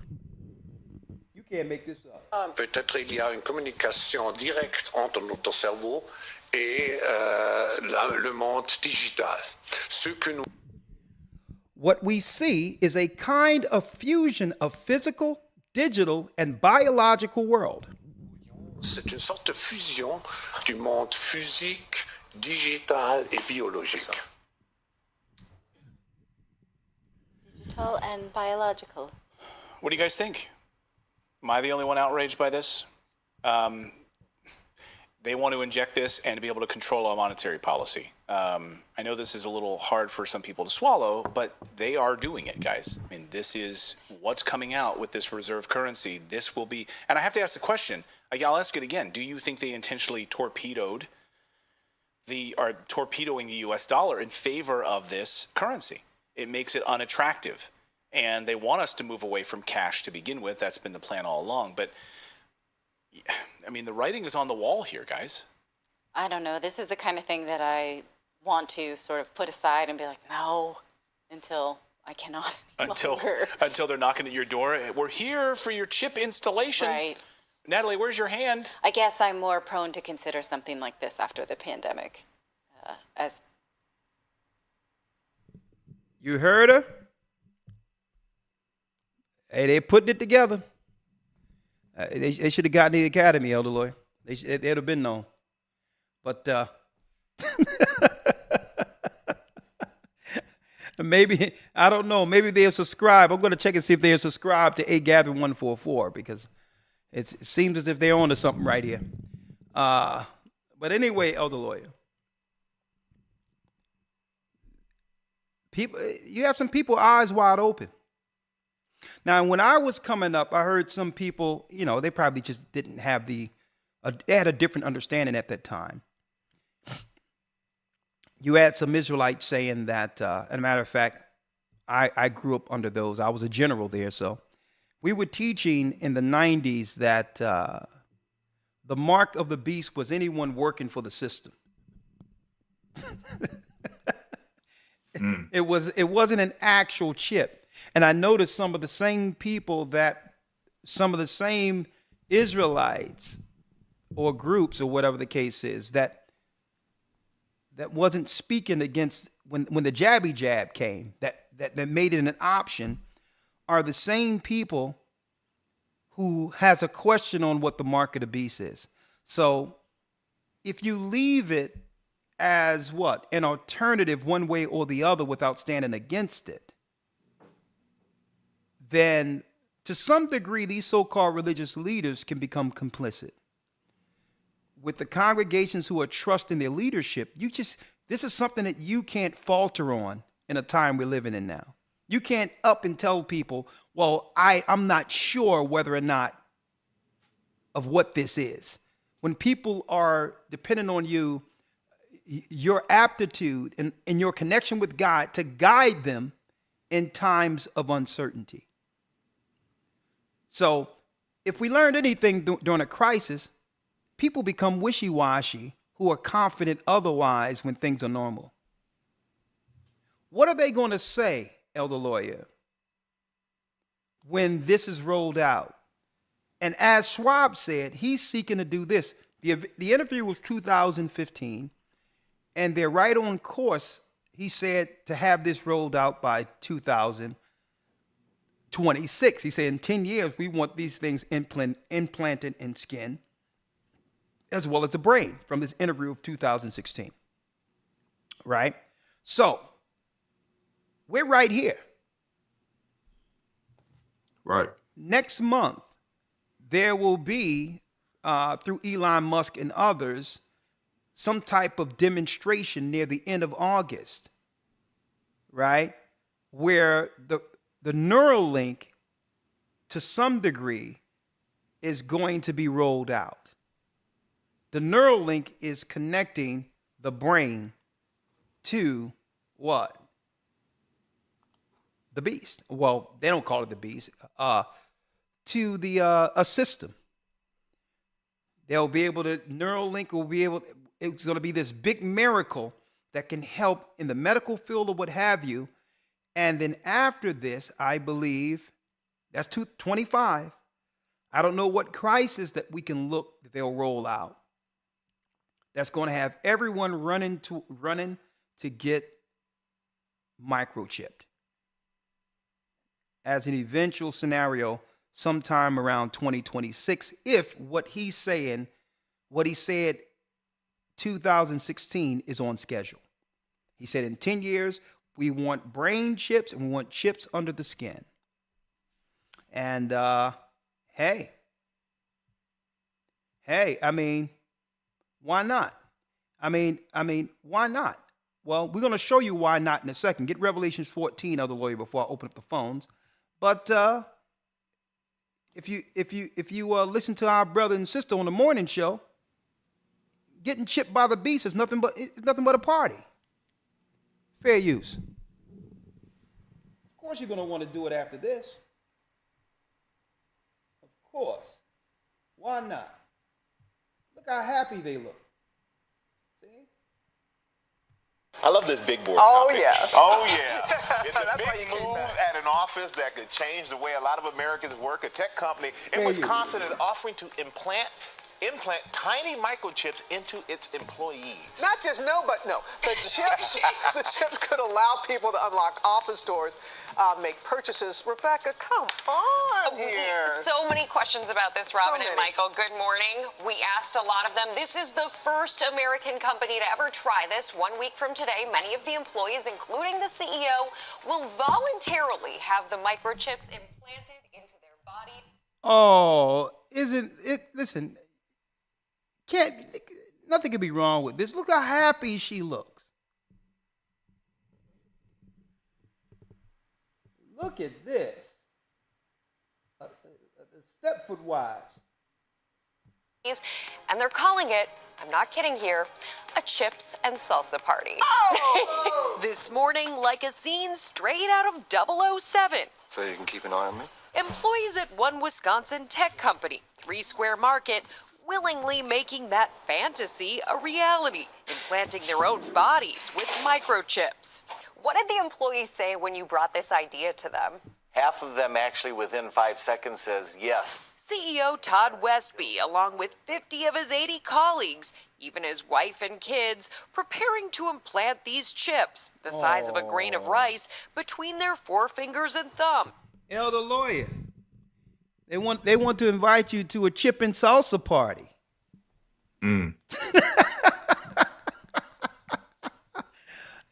They're so corny. They're gonna call it a chip and salsa party. They think this is funny. Right. So they can do everything from buy snacks in the break room to log in the morning to unlocking doors with just the swipe of a hand. What did it take to persuade the holdouts? Basically, we had to explain to them there's no tracking of the information. It's not GPS or anything like that. Yeah, Elder Lawyer, you don't have to worry about the GPS feature being turned on. You don't have to worry about that. You can totally trust that they'll make sure you're not tracked. Okay? I mean, you can trust them.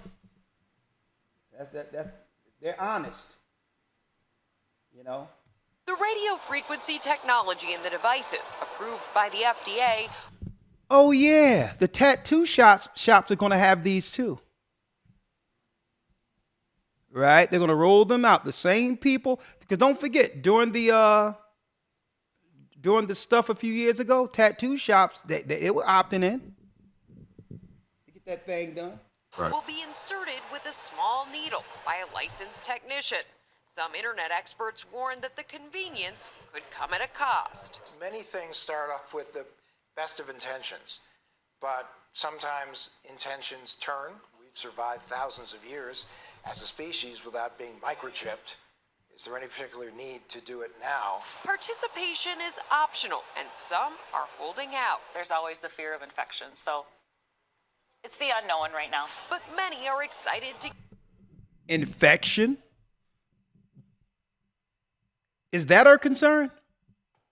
What about burning in hell for an eternity? She's talking about in fear of infection. We're going to show you the infection. If you're looking, man, we're going to show you the infection in Revelations 14 in a second. To give the new technology a try. I think it's kind of cool. Just pop it up there and it'll work. Just pop it up there. It's that simple. So to give you a sense, here's a grain of rice. The chips will be inserted like this grain of rice right here between your thumb and your forefinger. And most of the employees have opted in. It is voluntary. One size fits all, I guess. Now, what happens if you get the implant and then you're like, I don't want this anymore? So they told me, in case this happens, you pop it out. You literally push it out the way you would push a splinter out of your hand. Yes. Okay. Are you on board? No. The brother said, he put on a Bullwinkle hat and said, to the no, no, no.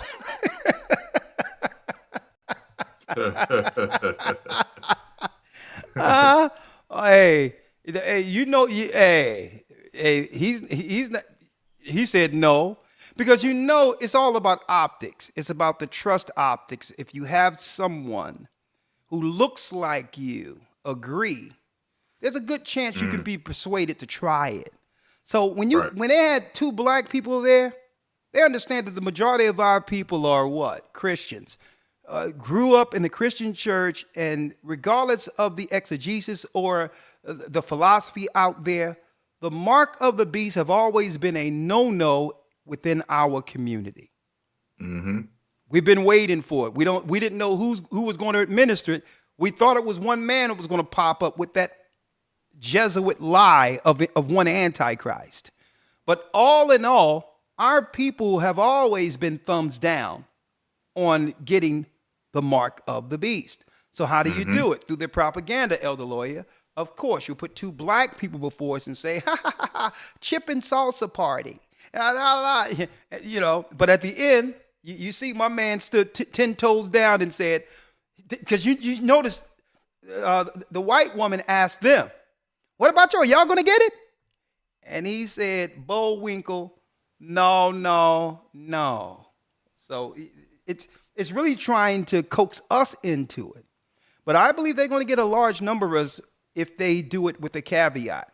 And I believe, Lawyer, that's that connection with the stimulus check and all these others, free money. I believe that's going to be a carrot dangling that our people just can't resist. If they can get the pastors on board first. A matter of fact, I need to ask a question real quick. 1 second. I'm going to call a pastor real quick. 1 second. Real live here. Live. I'm going to call a pastor that I used to know. 1 second. Yeah. 1 second. Yeah.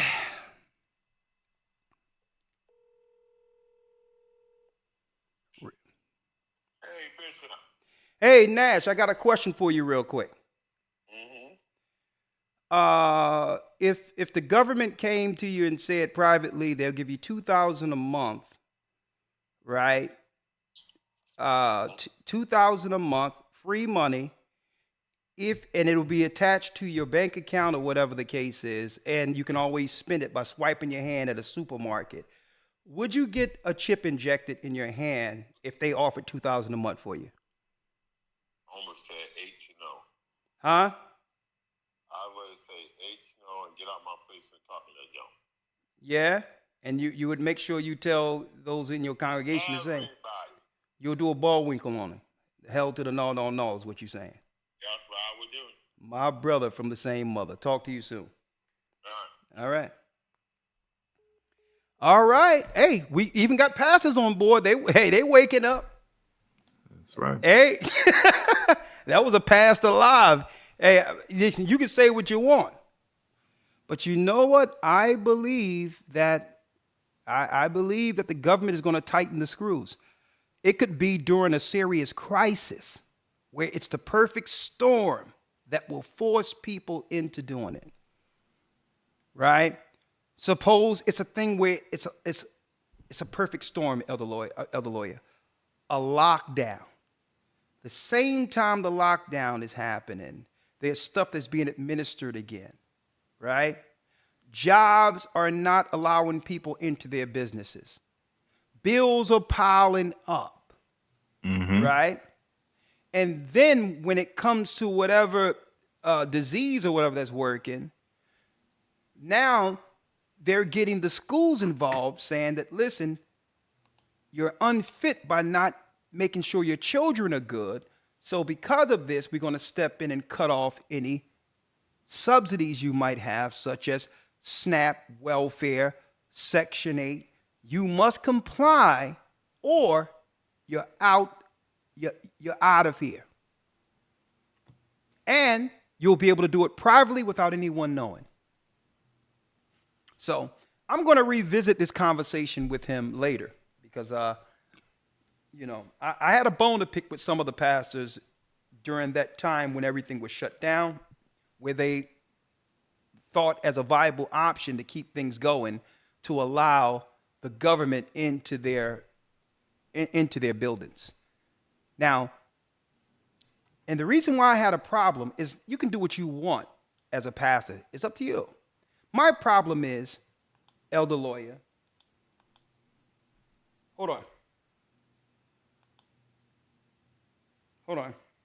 Here's my problem.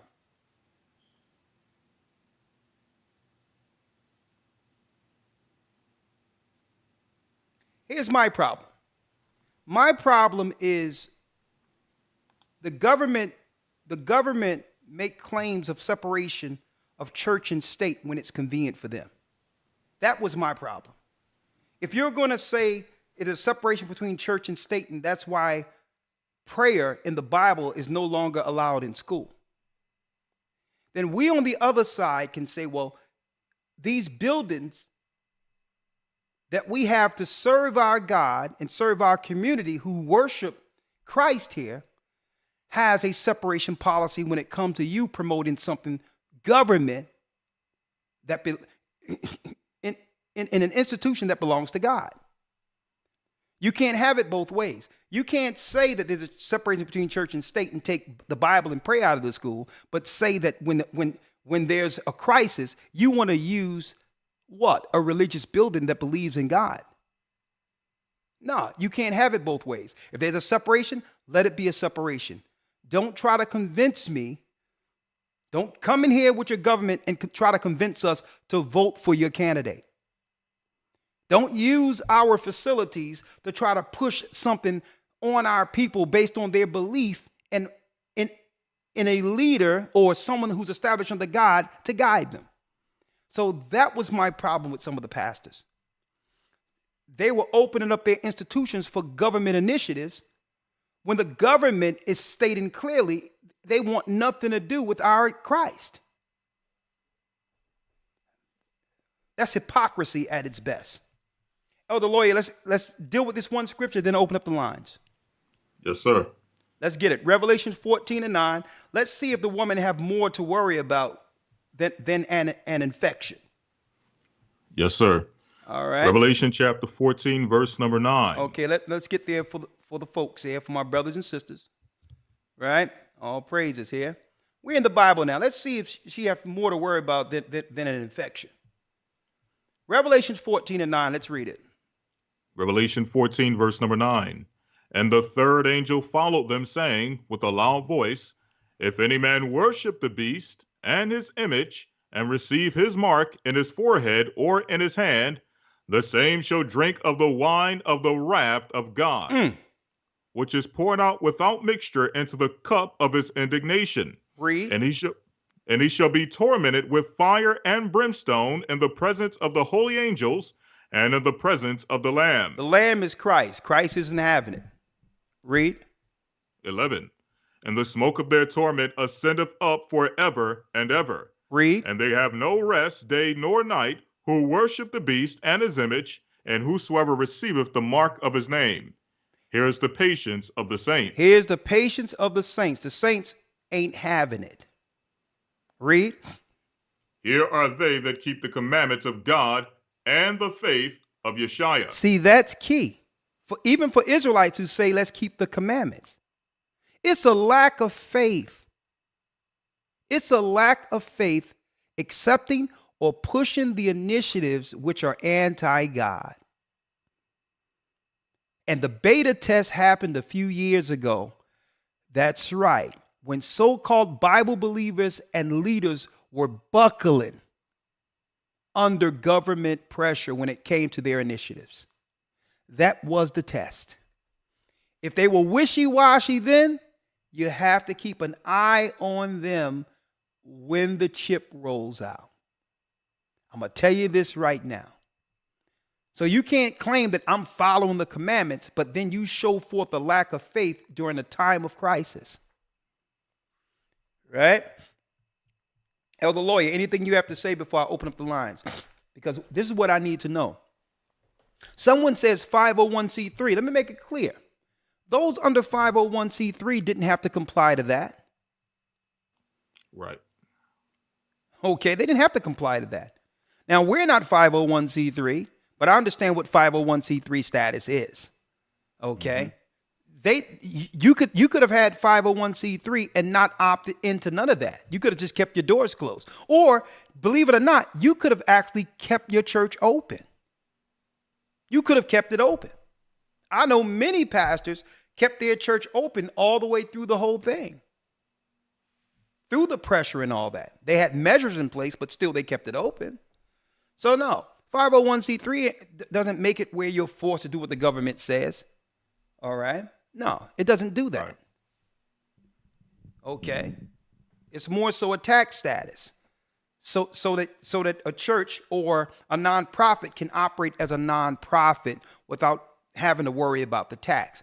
But 501c3 does have some things in it that can actually take powers away from those who once had power under religious scenarios, okay?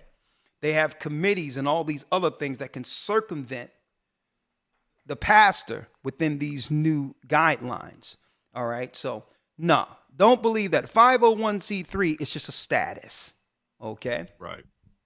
It's just a status. There's many pastors on the 501c3 who didn't participate in anything. They had a stance with God and stated, well, okay, all due respect, I follow the laws that be. I follow the commandments outright.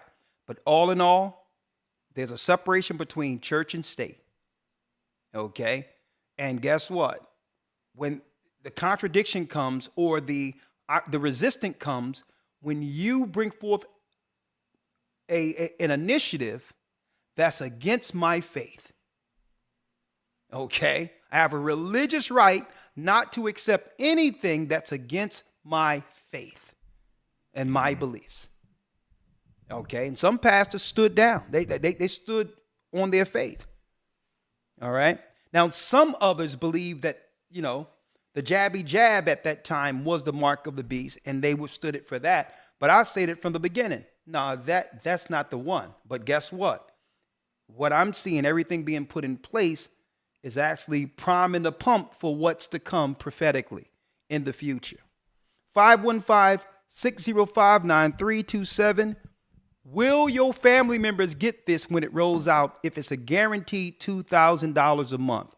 Will your family be out there in line, waiting in line like the new iPhone to get the thing, to get the mark of the beast? What say you? 515-605-9327. At one time, Elder Lawyer, like I said, I would have put down anything to say that my family would not have followed what they were pushing out there. And I was wrong. I was wrong. At the end of the day, people do what they want to do. Mm-hmm. And after I seen how people acted out and people didn't believe anything but what they were seeing on television. At that time, I realized the world is in serious trouble. The majority of the world is without faith at all. And I'm talking about people who claim to believe in Christ. So I've seen it with my own family. I know for sure. I could think about 20, 30 people. If they say $2,000 to get chipped, guess what? They'll be there. They'll camp out. They'll be there 12 midnight. And I dare you to jump the line. I'm going to tell you, I know about 20 of my family members that'll be there, they'll hold place. Okay, they'll be there and be on the phone with others saying, listen, I got 3 spots I held for you. Mm-hmm. 515 605-9327. Yes, yes, yes, yes. And for those who missed it, we can talk about it. All right. To do a recap, I started off real quick. For those who missed it, I started off with showing the purge first. I showed the purge first. DMX, heart attack. The purging or the prophecy of people just falling out after the so-called, after the lockdowns. Let me put it that way. A lot of deaths out of nowhere for high-profile people. DMX, Kevin Samuels, heart. Belgium soccer player, heart, 25 years of age. We all knew about this one here, right? We all knew about this one. Damar Hamlin fell out from nowhere after a hit. Jamie Foxx said he'd been from hell and back. A mysterious sickness out of nowhere. Elon Musk tweet, and his tweets get taken down. But I don't even want to deal with that because Elon Musk is playing on both sides of the fence. He's speaking as if he's for freedom, but then he's bringing out Neuralink. Don't drink the Kool-Aid. And then Bronny James, our prayers go out to this young man. You know, his father, great basketball player, and he's looking to follow in his father's footsteps. Strong young brother, fell out from nowhere. He's doing better, but our prayers. But guess what? Here it is. 18-year-old son, he suffered a cardiac arrest. Mysteriously, a lot of heart conditions are going down right after the lockdowns, and I think people need to put two and two together. And I believe that we're in a purge before the mark. A purge before the mark of the beast. Thank you, Elder. Thank you, Elder Ramar, for holding serve. Let me open up the lines. 515, let's talk about it. Will your family members be lined up to do the thing? Okay, let's see. And again, we at what? Week 6, Elder Lawyer of the Academy? Yes, sir. Week number 6. Week number 6, finding the Ark of the Covenant. You don't want to miss that, and we're going to fuse Welcome to Blog Talk with the letters Radio. portals. Please enter your host PIN. When finished, press the pound key. I can't do that. Elder Lawyer, I'm going to call you right back. Yes, sir. All right. Finding the Ark of the Covenant. Oh, yeah. You don't want to miss that. More archaeological proof that the Bible is real. Right? Let's do this. I'll call in this way.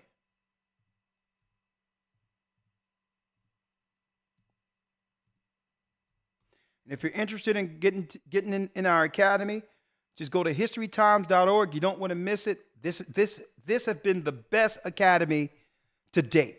Hands down. Archaeological proof, charts, everything. You don't want to miss our academy. Nothing like it on earth. Blog Talk Radio. Welcome to Blog Talk Radio. Please hold and you will be able to listen to the show. Okay, I'm adding lawyer now. Unmuted.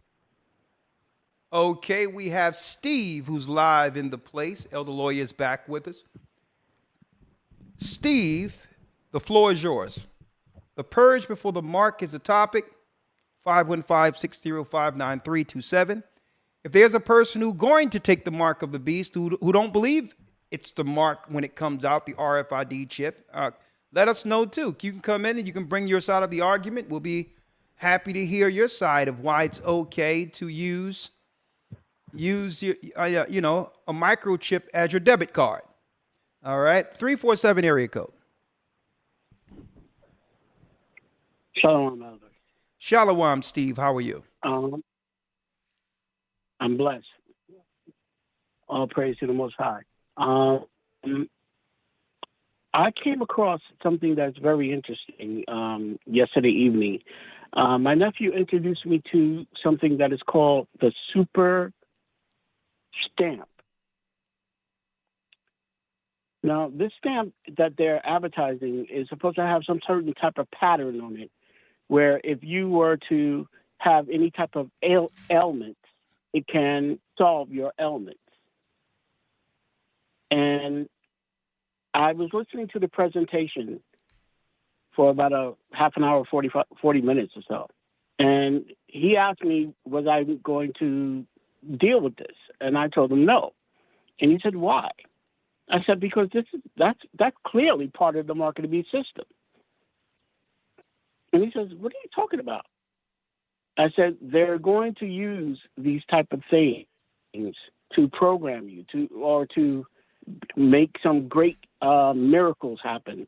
If you have heart disease, you take a patch, you no longer have heart disease. And I said, this is exactly what he is promoting. He had testimonies of people who are arthritic, people who have MS and things like that. And once they took the patch, they no longer had those issues. Matter of fact, they even going to physicians to be examined and everything, and said that the ailment was gone. And I said, don't you see what that is? It's part of the control system for you to accept the market of beast.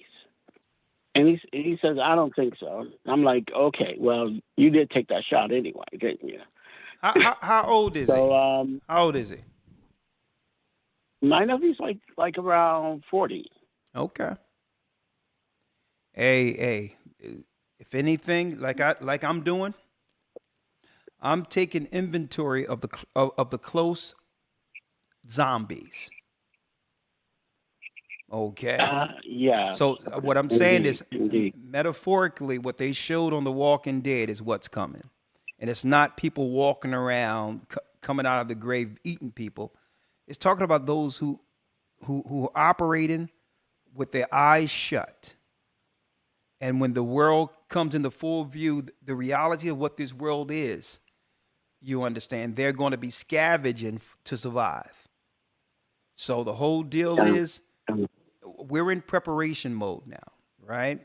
We're in modes of saying, okay, let's come under Christ, the law, statutes, and commandments, those who are of like mind, and understand when the Bible says those in your home will be, your foes will be them of your own household. And it also stated that we're living in a time where the love of many shall wax cold, and will be betrayed by our closest friends.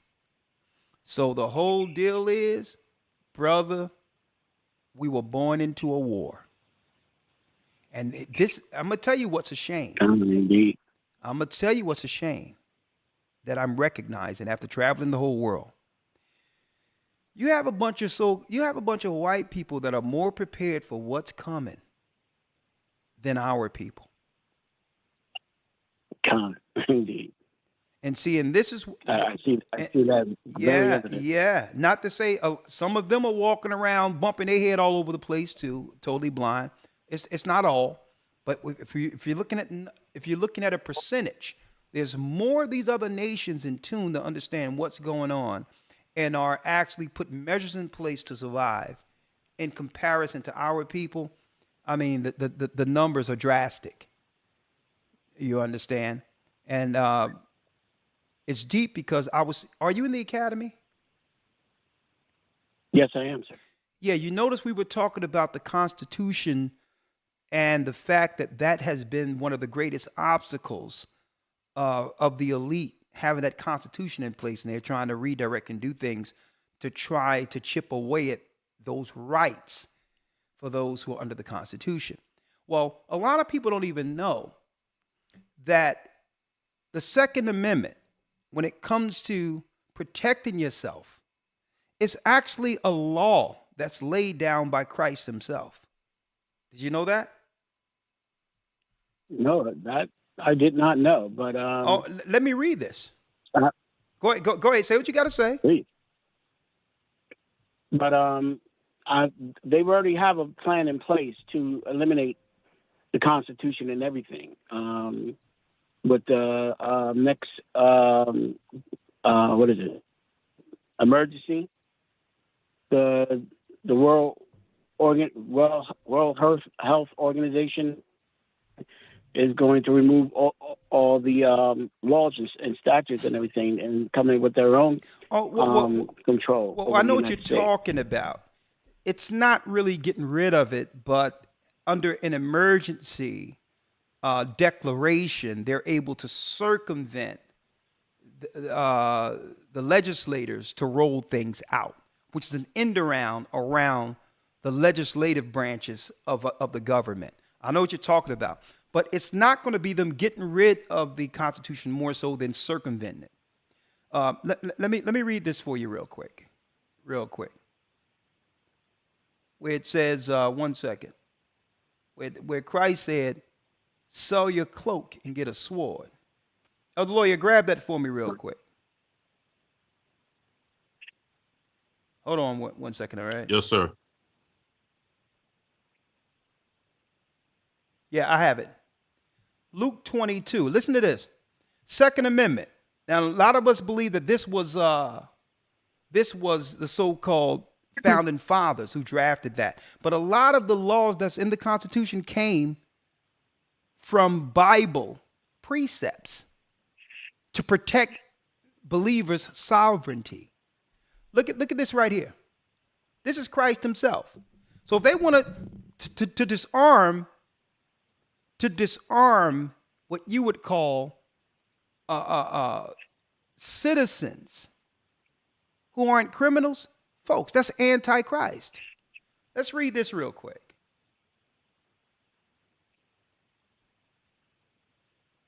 Let's read this.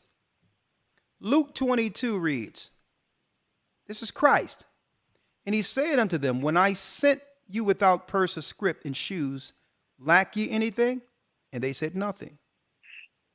Then said he unto them, but now he that have a purse, that means you have money, let him take it, and likewise his scrip. And he that have no sword, let him sell his garment and buy one. Let him sell his garment and what? Buy one. Folks, a lot of you don't even know that a lot of these constitutional rights are biblical. Now, of course, it's not for you to assault or harm anyone, but you have to be in place. You have to always have yourself in a position to defend what? Your life and limb and your family. It's about defense. So a lot of brothers and sisters don't know that Second Amendment is Christ's words. All right? Of course, they're going to try to radicalize it and make it look crazy and make it look like right-wing racists are behind all of this. But they're taking out the Christ element. If you don't have protection, and then those who are looking to assail you all have ammunition and guns, and what happens to you and your family? So ultimately, the greatest sword is Christ. But it's not wrong to have some level of protection if it's legal and you are what? A law-abiding citizen. What say you before I go to the next call? So you didn't know that was in the Bible? No, sir, but I appreciate the enlightenment of the word, Father. Praise the Most High, my brother. All right, I'm going to go to the next call, and I'll see you soon. As a matter of fact, I'll talk to you Friday on Patreon, my brother. Shalom. Shalom. Shalom, Elder. Yes, Ramar. How are you, sir? Hey, how's it going? I'm blessed by the best. I'm healthy. I'm here ready to spiritually rumble in this war against evil. Talk to me. Yes, sir. Yes, sir. Absolutely. Yeah, no, I had to chime in on this one because I just had a recent experience. This past week, I went to Mexico. I went to a resort. Okay. and this is the third time I've been since 2019, and I had to share this experience with you. It's right on with this broadcast tonight. Okay. But so I'm checking out. I'm checking in at the hotel front desk, and they're giving me all my stuff, and I'm like, well, "Where's my room key?" And he's like, "Oh, you don't have to worry about it. It's on your bracelet." Because whenever you're all inclusive, they give you a bracelet so that whenever you're eating and drinking, they know you're covered, right? So I looked at the bracelet, and it had this flat device on it, and he said, "Yeah, you just scan in your room with this device on your wrist." And then every time that you would eat anything or drink anything, you had to scan. Even though it's all inclusive, the waiters and the waitresses carried around these tablets with scanners on them. And then when you go to scan for what you ate, they're keeping track of everything. It said RFID signature. It said it on the tablet, right? And so real time, it's hitting me, and I'm like, whoa, because just this month, July, FedNow just launched the pilot program for the central bank digital currency, right? So I'm tripping on that, like, okay, well, the next thing is they're going to incrementally start to crash this system so they can segue over to the new digital one. At the same time, you have Elon Musk rolling out, getting FDA approved for Neuralink, right? And so I'm putting all these things together real time. I'm like, I got to get with the elder, tell him about this. But you do the broadcast tonight, and then here it is, the WEF talking about they're about to roll out the universal basic income with the RFID in your hand. So I'm just like, whoa, like this thing is we're here.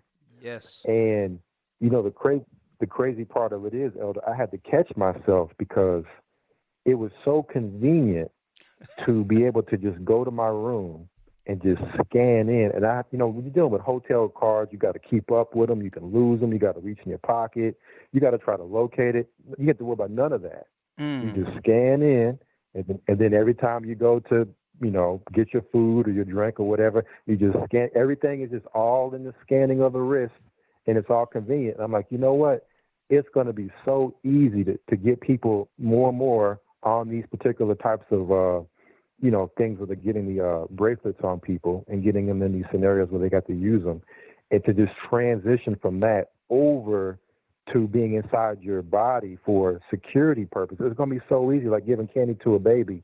Once you've had the forbidden fruit, right, it's going to be hard now to say, I'm not going to do that. It's going to be, like you're saying in this broadcast tonight, it's going to be a smooth transition over to have people just take the mark. Yeah.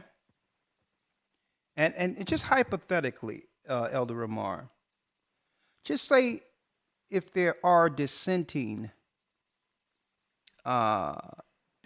voices, right, who's against what's going on, but yet they got the stuff in them. And let's just say hypothetically at any time, something can happen scientifically that can move that person out of the way with that time-release stuff chilling in them. That's a way of warfare without actually sending one soldier, anything. So that's why I went into this purge thing, leading to the mark, because who knows what technology they have to get those out of the way, who they deem a threat, who volunteered, who opted themselves into their stuff. Let me put it that way, loosely.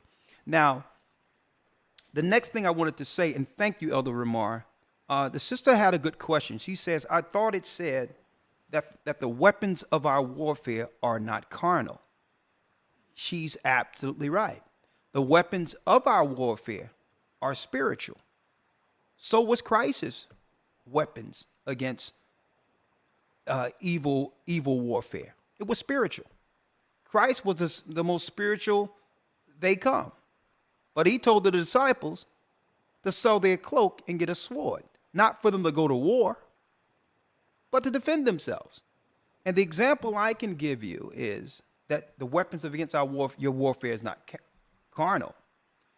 You may not have a tool or a gun in your home. Okay, it's up to you. But if someone came, a stranger or someone up the street who's high on drugs or whatever the case may be, came into your house and kicked open your door, or you heard this man coming through your door, would you not grab a knife? Right? Now, the weapon of your warfare isn't carnal. The weapons of our warfare aren't carnal. But you know you can't take a man. You have your children in their sleep. Right? Or you can say the weapons of warfare, Christ says, the Bible says the weapon of our warfare aren't carnal. Let me just sit back and allow him to come through and have his way with me and my family. Right?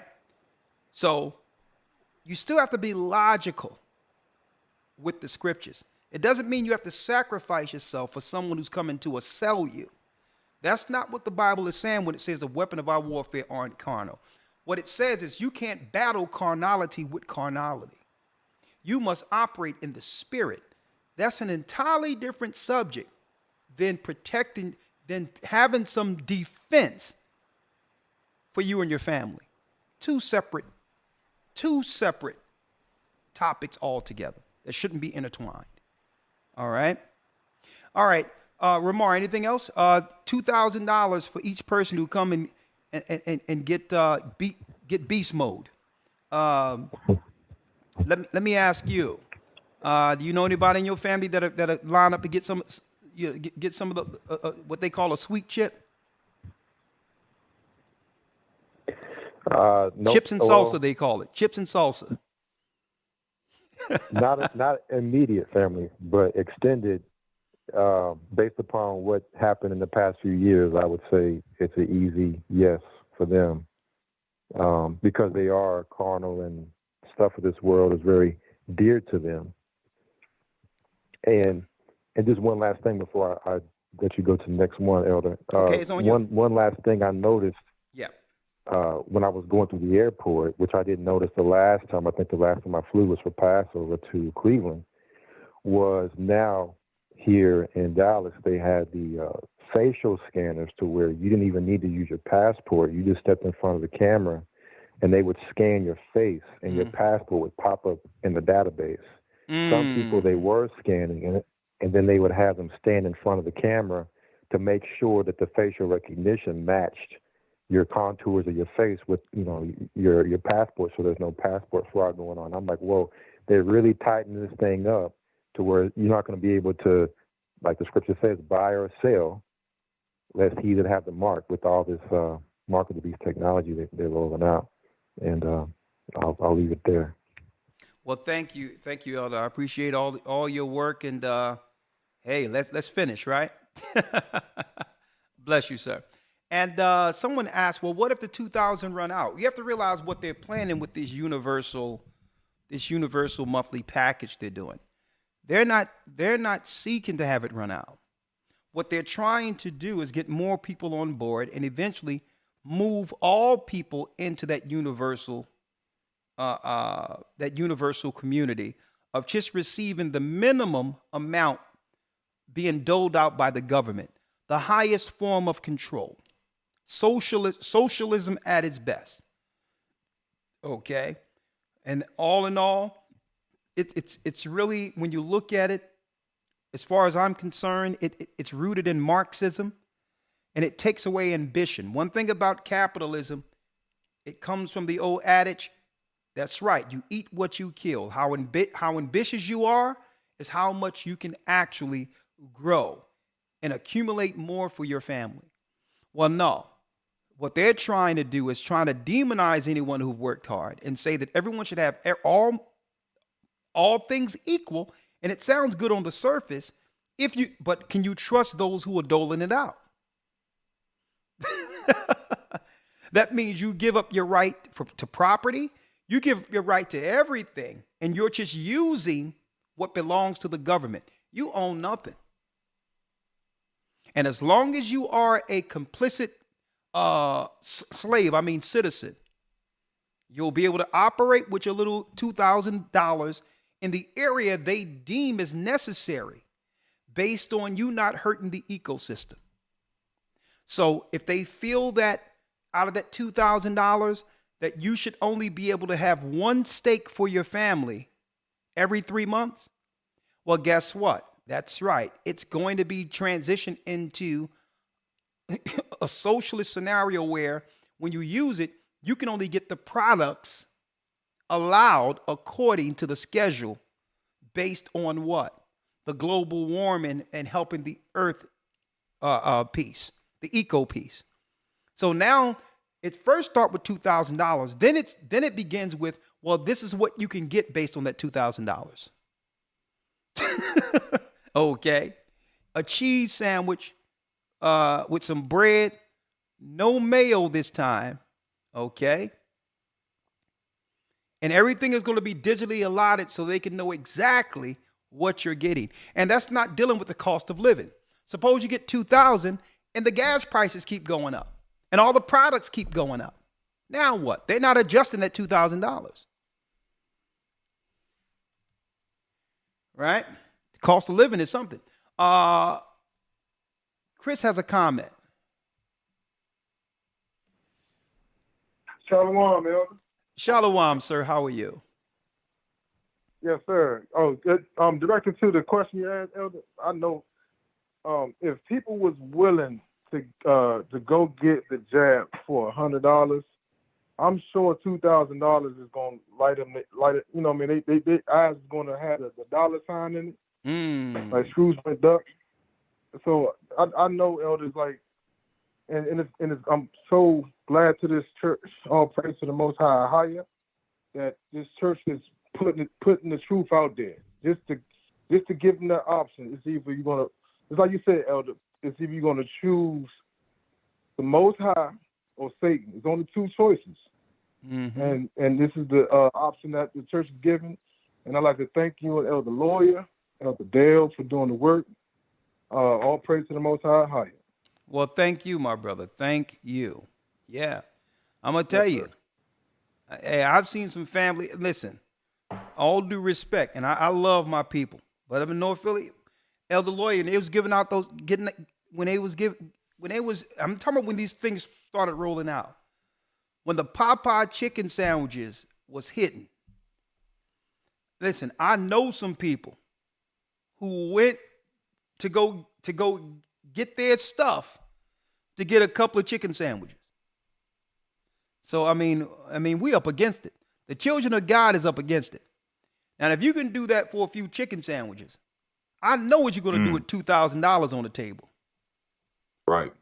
I mean, I grew up in North Philly, Elder Lawyer, during the peak of the crack epidemic. And I'm going to tell you, I done seen some people for $35 will scale a wall. So for $2,000, I'm going to tell you this right now. It's the zombie apocalypse is upon us. 330 area code. Shalom, Elder. How are you? Shalom, sunshine. How are you? I'm well. All praise to the Most High. I had just wanted to say that, well, all praise to the Most High. There is no one in my immediate family that lives with me that would be in line to get that mark of the beast. Good. But also, I do have other family members that are pretty close to me that I feel like they would step up for it, because a lot of their stuff was all about that stimulus check that was going around. I was like, hey, how about that stimulus check? Can you put that stimulus check? Things like that on social media. And going on to the mark, I had actually seen a video on TikTok where this girl who was probably around my age, she had already had one implanted, and this guy was talking about, don't you know that's some Antichrist stuff? And she kind of was like, okay, what? Oh yeah, Antichrist. You know, like how people do, like when they don't really believe in Christ the way we do. And I feel like, and the comments on that video were talking a lot about, oh yeah, no, I don't know what she thinks she got herself into. I don't know. She really messed up. But it makes me wonder how many of those people who commented that would react in desperation because, the pandemic, the whole world shut down. People were going crazy. Like, oh my gosh, what are we going to do? Things are going crazy. And even other things that followed that up, there was like a lot of devastation in people's lives and people were changed by that. So it really makes you think about what people would do in that situation. I know for me personally, I ain't taking that mark. Good. Because it's not worth all the work that I've been trying to put into this walk. Like I've been on this journey with the truth for almost 7 years, and I intend to be sticking with the Most High for the rest of my life. But it does not. The mark. Does not feel like it would be worth it to go through with just that one small thing that would destroy my life, like my life now, and then my spiritual life. Like I would lose my soul, and that to me is just not worth it. Okay, I'd rather starve and let people. Well, that's good. Hey, sister, I know you're down to the end, but I need to ask you a question. Yes, sir. What have you done with Sunshine? Where is she?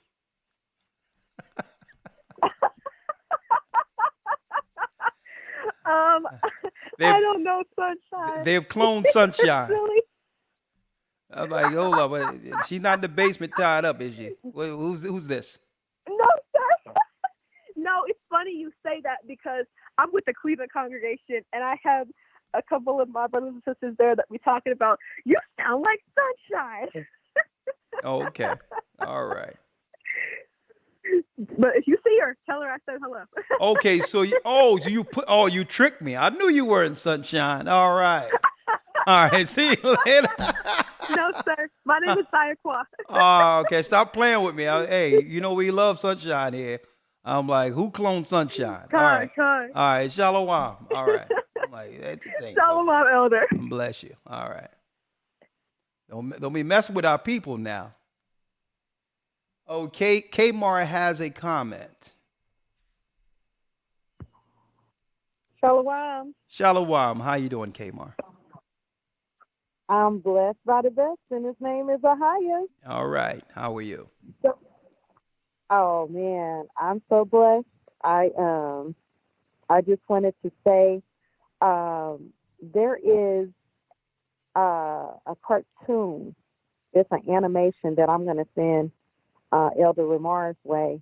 It's called Beyond the Reset. If you haven't seen it, it's on BitChute. It's called Beyond the Reset? Yes, sir. Okay, let me write that down. It is so good. I'm going to write that down. Well, no spoilers because I have to see it. Oh, no, I'm not even going to spoil it for you. But I'll tell you what, if you can give us an overview of what to expect. It is actually an overview of what to expect during the reset. Now, we just had a reset a few years ago. Are you talking about another reset? Because there's other things I wanted to cover. There's other things I wanted to cover, like these mosquitoes that was released a few days ago, where our people was out having a picnic. I mean, we was out just, and mosquitoes they actually was filming and saying a helicopter came by and have released mosquitoes on us, some bugs. And yeah, so I'm going to talk about that Friday too, because in the same area now that these so-called things were released allegedly, they're now reported in the news that there's a strain of West Nile virus in that same particular area. So, I mean, who knows what's being, these are things that are actually, you can look this up in the news yourself.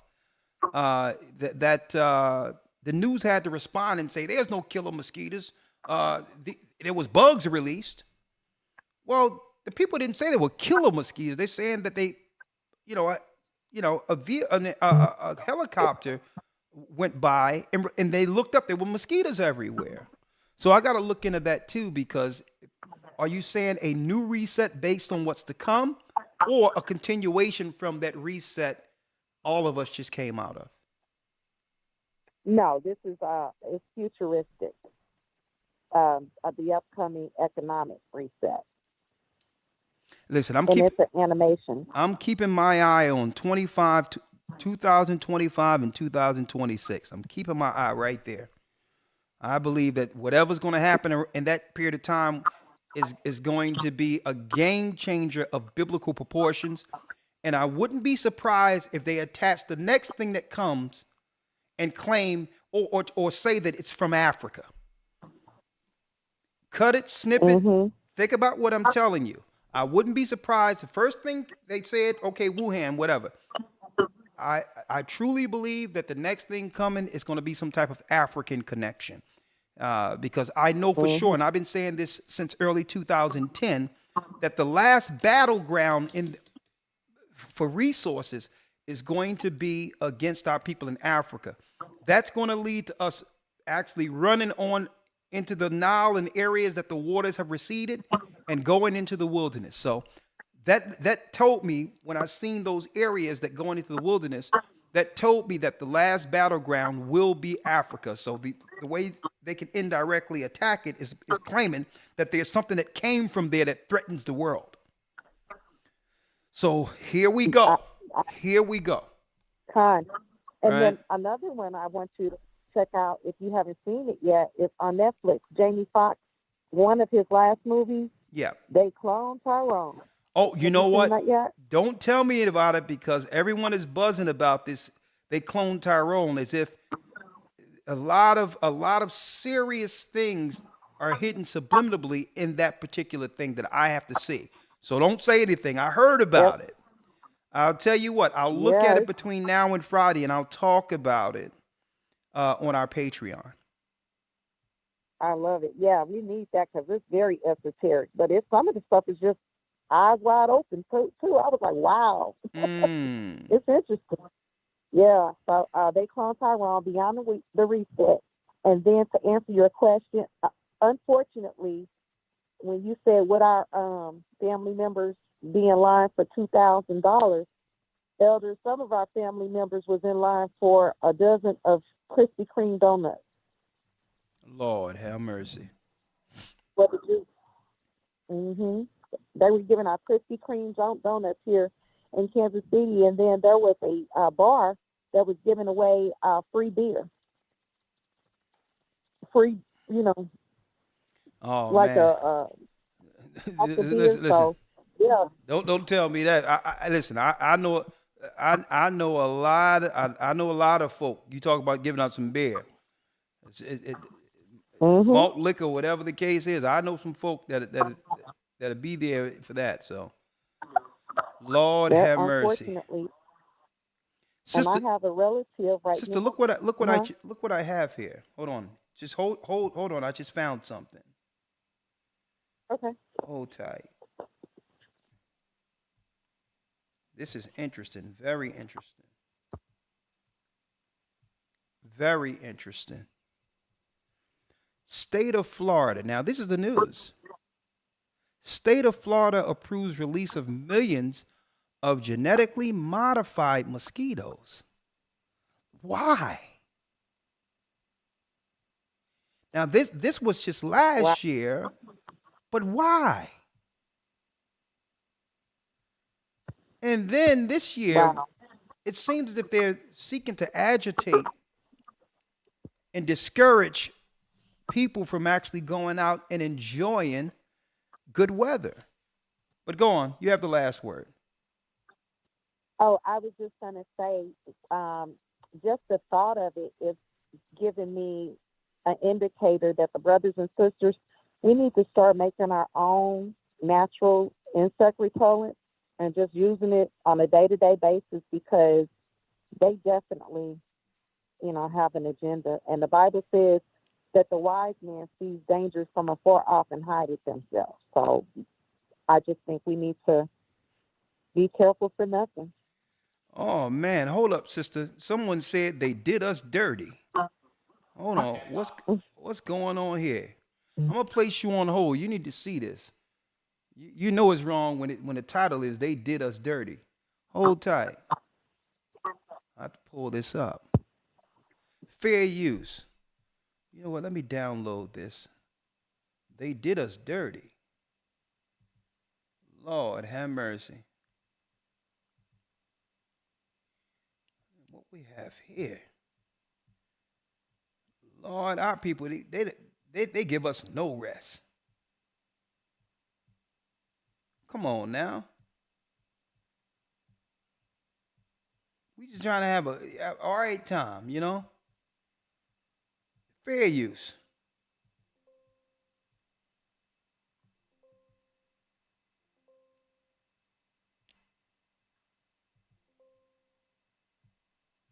Hold on.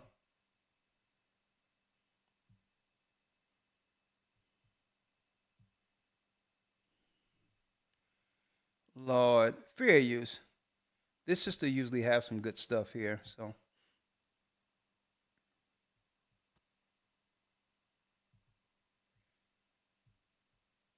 I'm not going to be on late tonight, y'all, so. Someone uploaded a Here it is. video to the internet that has now gone viral from a festival that took place in Baltimore, Maryland at Druid Hill Park, alleging that a helicopter dropped deadly mosquitoes onto the festival goers. Check it out.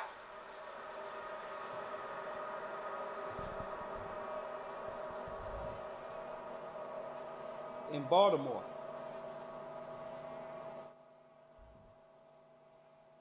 Look at this. Our people minding our business.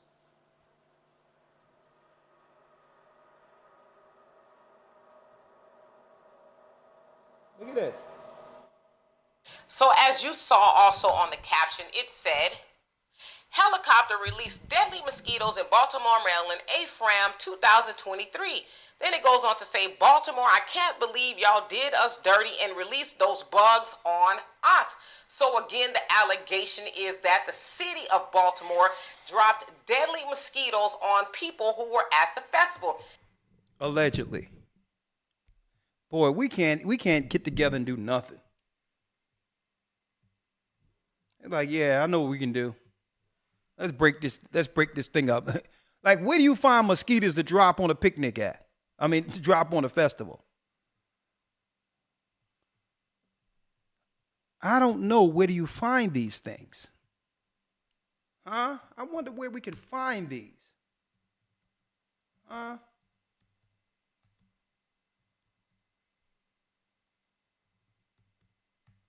I wonder where.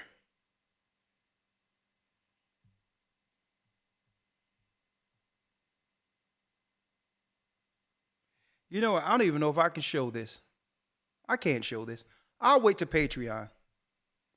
Because every time I connect things to who's doing it, something happens to this page.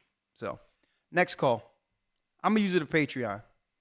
Because I know a guy been running around with some glasses playing around with mosquitoes. But I can't talk about him on this particular platform. But I'll wait till Friday. Let's see here. Barazai has a question. Let's see. Hello. Kyrie, I have you. Hello? I have you next, Kyrie. Yes. How are you? Oh, Shalom, Elder. This is Barzal out of KC. How's it going? I'm blessed. How are you, sir? Good to hear from you. Doing well. Thank you. I had a question, I guess, about the spiritual realm. Yeah. What was the name of the bosom of Abraham before Abraham? Well, I can't say what that is because I never read any other name outside of that. You have to realize that when it comes to the creation of the earth, the universe, the beginning and ending was actually created in the beginning. All spirits that would come into the earth was created in the beginning. So if you're looking at it from Earth's time and saying, looking back, well, how could it be called the bosom of Abraham before Abraham was born? Well, that's what that was the intent of that area when the earth was made. Okay, Adam would come and all others would come, including Abraham and those of his ilk, those of his genetics. Okay, it was always the bosom of Abraham. You understand? It has nothing to do with time or space. It was what that area was created for in the beginning. You understand? Okay. I do. I appreciate it. All right. Any other questions? Yes, sir. Shalom. Shalom. Oh, no, sir. Everything's tied in. Shalom. Okay, thank you. Shalom. Okay, Kyrie. Hello? Yes, Kyrie, how are you? Hello? You're live. Yes. Okay, Elder. I just need. Okay, my question is, have you heard of the song Jericho? Yeah, I heard of the song Jericho, and that's an amazing talent. But I think that It's an amazing song, but if you listen to the lyrics, it's actually talking about the Well, first of all, sorry for interrupting you, Elder. Now go on. The song I actually bothered to figure out the lyrics of what was being said, and I was like, as soon as I heard it, I had goosebumps, like something was not right about it. Yeah, so when I actually looked at the lyrics, yeah, it's speaking of something else coming into our existence that was really existing for a long time from someplace else. It's speaking of them. Mm-hmm. Yeah. I was wondering if you knew about. I wondered if you knew about that. That was my question. Oh yeah, it's a and shame. My comment was, it's a shame because the musical, I would say, harmonies and the way the song is attacked is on another level when it comes to talent, when it comes to actually conveying his artistry. I mean, it's on a level when it comes to the song, but what he's saying, believe it or not, that cosmic idea have been out there for a long time. In the 70s, when brothers was running around with those platforms and spaceships and coming from another planet and all that whole cosmic music genre once existed in like the 70s. But he came back with Jericho that had the same message, but it's really up to date more so about this cosmic being entering our realm, Satan. Yeah. Right. And my comment actually has to do with around the teenage and the children's entertainment section, which for me, back when I was a teenager and a child, I watched cartoons and anime, and one of those I ran into was Full Metal Alchemist, and that actually made that off the flip actually made me look at the Bible, and I was like, for some reason this seems to get a parallel to it. They tried to exterminate an entire race, and then they used them as materials for something otherworldly, and that was their plan all along. Then they even double-crossed their own country that they built. Well, when it comes down to it, when you look at the story of Jericho, it was about the seed of Nephilim rebuilding their city on our land. And when Joshua and Caleb, when we marched around there 7 times, the wall of Jericho came down, the Nephilim were destroyed, and many of them ran into Mount Seir. Now, when you hear the song now, the Nephilim has returned. The spirits of the Nephilim has returned. But now, in return, they're gonna build a society against the righteous now and crumble the walls on those who destroyed their foreparents. So the wall of Jericho they're building is against the righteous. As a revenge against our people who brought down the walls of Jericho. So what they're doing is that in reverse. They're building a systematic wall to destroy us and have the whole society crumble down on God's people. That's what they're saying in the message. But we all know they lose. Thank you, my brother. Sure. All right. All right.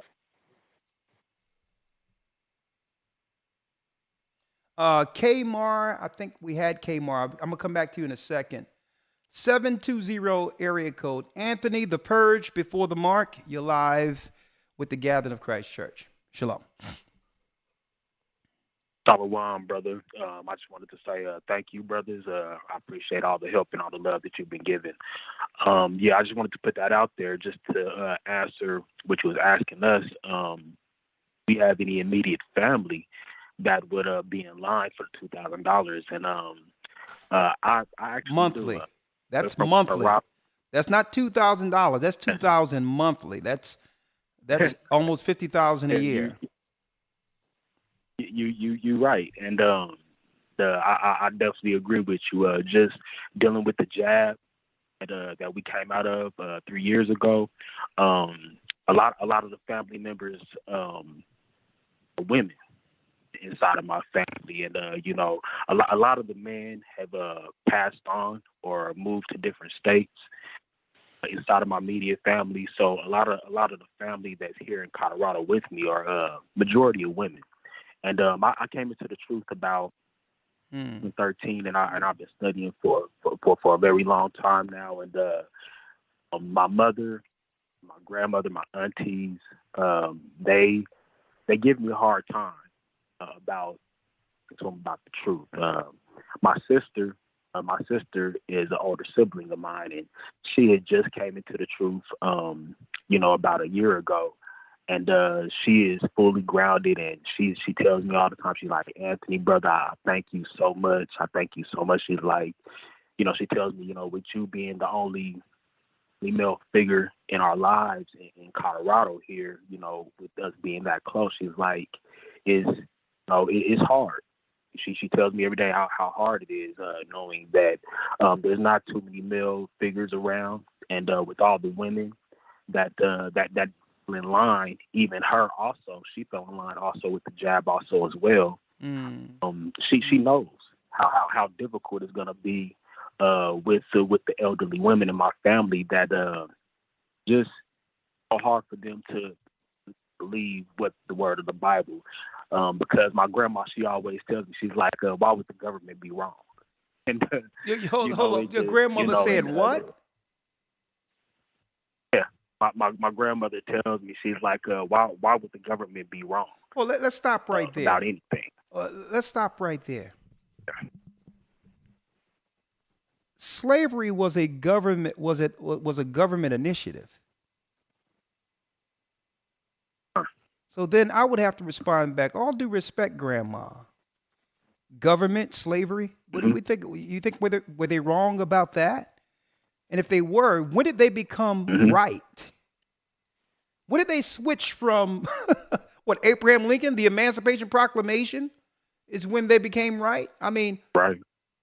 What do you mean? Government is government. Government is not about right or wrong. Government is about power. Exactly. I totally agree. Government is power. So the whole thing, they do what they can to stay in power. They let citizens determine whether or not it's right or wrong. They can care less about that. But go on. But it's us. But we have laws according to God. No, go ahead. I'm gonna let you go ahead and talk. Go ahead. I'm sorry about that. Not to interrupt you, but I totally agree with you. It's pretty much comes from a financial power standpoint. A lot of the people that I'm around here in Colorado, they look at things from a financial standpoint where, nothing can overpower people with money. If you have the money, then you have the power. Yeah. And, it's hard for them to. And in so many ways, I definitely understand. But if you believe in that spirit of the Most High, I believe that the power of the Most High. Well, let me get in real quick, right? It's like this. There's a such thing as cognitive dissonance. When one have adjusted themselves, put it this way, when you tell it your life a certain type of way, and you don't know any other way of existing, right? People like that cannot accept a change. And this is why Christ said you cannot put old wine in new bottles lest it bursts. I mean, new wine in old bottles lest it bursts. The reality is sometimes we have to work with our elderly on the level they're on without utterly just because if you try to disturb their reality, it breaks their whole existence. They don't know. Definitely understand. Yeah, if the government is what they say it is, you have some people would look within themselves and say, if I gotta believe this, then what of my whole life that I've patterned after what they've told me? And then some people cannot live or go forward because it disrupts their reality. So the Bible tells us to walk with wisdom when it comes to our elderly and others. I don't have to talk about the government. I can talk about things we can relate on in the Bible to bring them around. And I believe that's where you should focus. You should focus on the areas that your grandmother can agree with. And that is what? The morality within the Bible. Look at the world we living in today, Grandma, and I know it was different when you were growing up. And according to God's law, boom, boom, boom, boom, boom, boom, boom. This is how it was when we were in the Bible, and look now. Now, she will have that conversation with you for hours. Deal with the moral thing when it comes to the elderly, because they'll totally agree that the world we live in is something else. And then slowly but surely, as their eyes are open with you teaching or conversing on that level, then it leads to the conversation that can help your grandmother in a crisis. Right? So I was just talking about the 2000, but I thought I would use this as a teaching tool to say, listen, you can't put new wine in old bottles. It doesn't work that way. You have to be able to condescend to the lowest level, be all things to all men that you can gain a few. And I'm not saying what you're doing is wrong. I'm just saying when it comes to fishing, Christ said, I'm going to make you fishers of men. You have to know what bait to utilize to catch. And if a person is starch government and they trust in government, the last place I'm going to go to try to bring them around is to speak against the government they trust. I totally agree. I totally agree with you, Elder, just because of the fact that, I stopped a long time ago. I took a step back, and I just told myself, well, look, you know what I'm saying? If this isn't the way, because the approach that I took to them was more or less, I showed them that I was learning the truth from a distance. I stopped eating pork. I stopped eating, catfish, things of that nature, because my grandma, she could throw down on a mean green chili. And she put that pork in it, and it tastes real good. And I stopped eating it. And, she wanted to know why, what is Anthony learning? What is he over there learning? When they found out, the first thing they said, he a Muslim, he a Muslim now or something. And it's like, I had to, and I laughed at it and everything. And I left it at that. No, but I got to get to the next call. But what I got to say is, brother, the less conversation, the better. What I would have said is, what I would have said is, I know, all due respect, I no longer eat pork. Right? People don't have to know everything. Everything isn't for everybody. Respect my boundaries. I don't eat pork. Okay. See, but they put a lot of these things in the system because these are what you would call, these are triggers that let others know that we have a person who no longer falls for the programming. So they put certain triggers in our society automatically that would tell people who are all on one accord that we have someone who sees something different. Pork is one. Holidays is one. you claiming to believe in the Bible and the laws are one. These are the things that divide us from the world. But everything isn't for everyone. You cannot cast your pearls before swine unless you be rent underfoot. It's like you're taking a stick, beating a hornet's nest. If you want to be one with your family, you don't have to tell them everything. Bring them along. Bring them along. It's like a newborn baby. They're children when it comes to this side of things. So it's like, well, no, I don't want to disturb the house. I don't eat pork. I love the way your food tastes.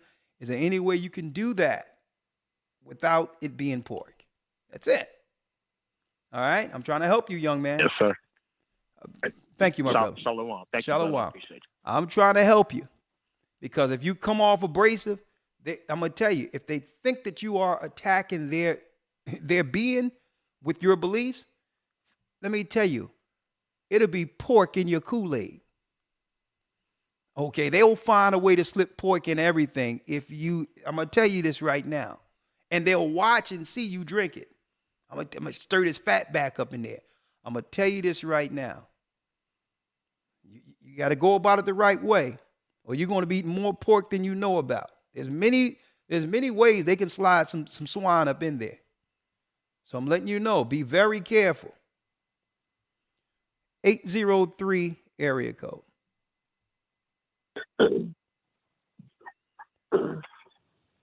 Hi, Elder Card. This is brother Hakeem. Hakeem, how are you doing? You say you have a question. I got a lot of calls, so hit me with it. Okay, man,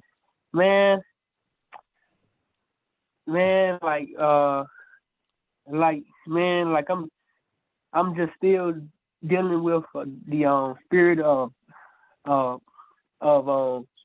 loneliness, man, and it's just getting worse, man. And my car had tow up, man, and I can't get to the gatherings, and I okay, hold up, because I have to, brother, I have to get to these calls. If you have an issue, I'm sorry, sir. No, that's fine. If you have an No issue, problem, Hakeem, I can take down your number and call you outside of the broadcast and help you with your issue so that you can gather with the body, okay? I mean, right, sir. All I'm saying is that when I had tried to reach out to the brothers, they just act like they don't.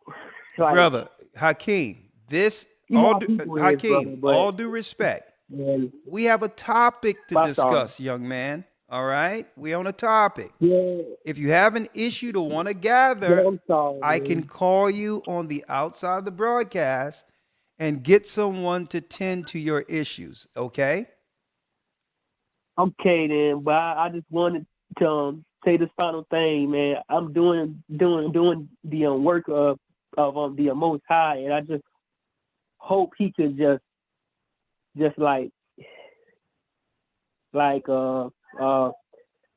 send me a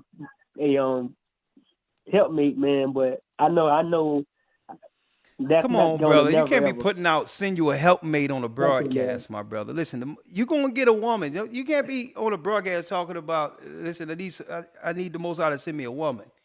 Hakeem, let me call. Listen, Okay, sir. listen. I apologize. I'm sorry. Okay. No, this ain't the place for that, young man. I'm gonna place you on hold. Sorry, sir. I'm sorry. You don't have to apologize. I'll place you on hold. I got your number. I'm gonna have the brothers call you. Okay, I don't. No one should be alone. And this Hakeem. This is not. We don't match make on this thing here. I'm down with you, but I'm gonna call you and we're gonna work it out, my brother. All right. 216 area code. Shalom, Elder. What's happy, Cappy? I come to find out right here. I got some news for you. I'm going to bring this in this coming Friday before I let you in. Deadly mosquitoes, AP report, did not swarm on musical festivals, what they say. Okay. I guess they're getting in front of it, even though there's eyewitnesses. I don't know. I wasn't there. But I do know this. I do know this if they allow me to bring this page up. Hold on. I do know this. Hold on. No, thank you. Oh, my God. I do know this. July 20th, 2023, West Nile virus found in mosquitoes in Arundel County. This so happens to be in Maryland.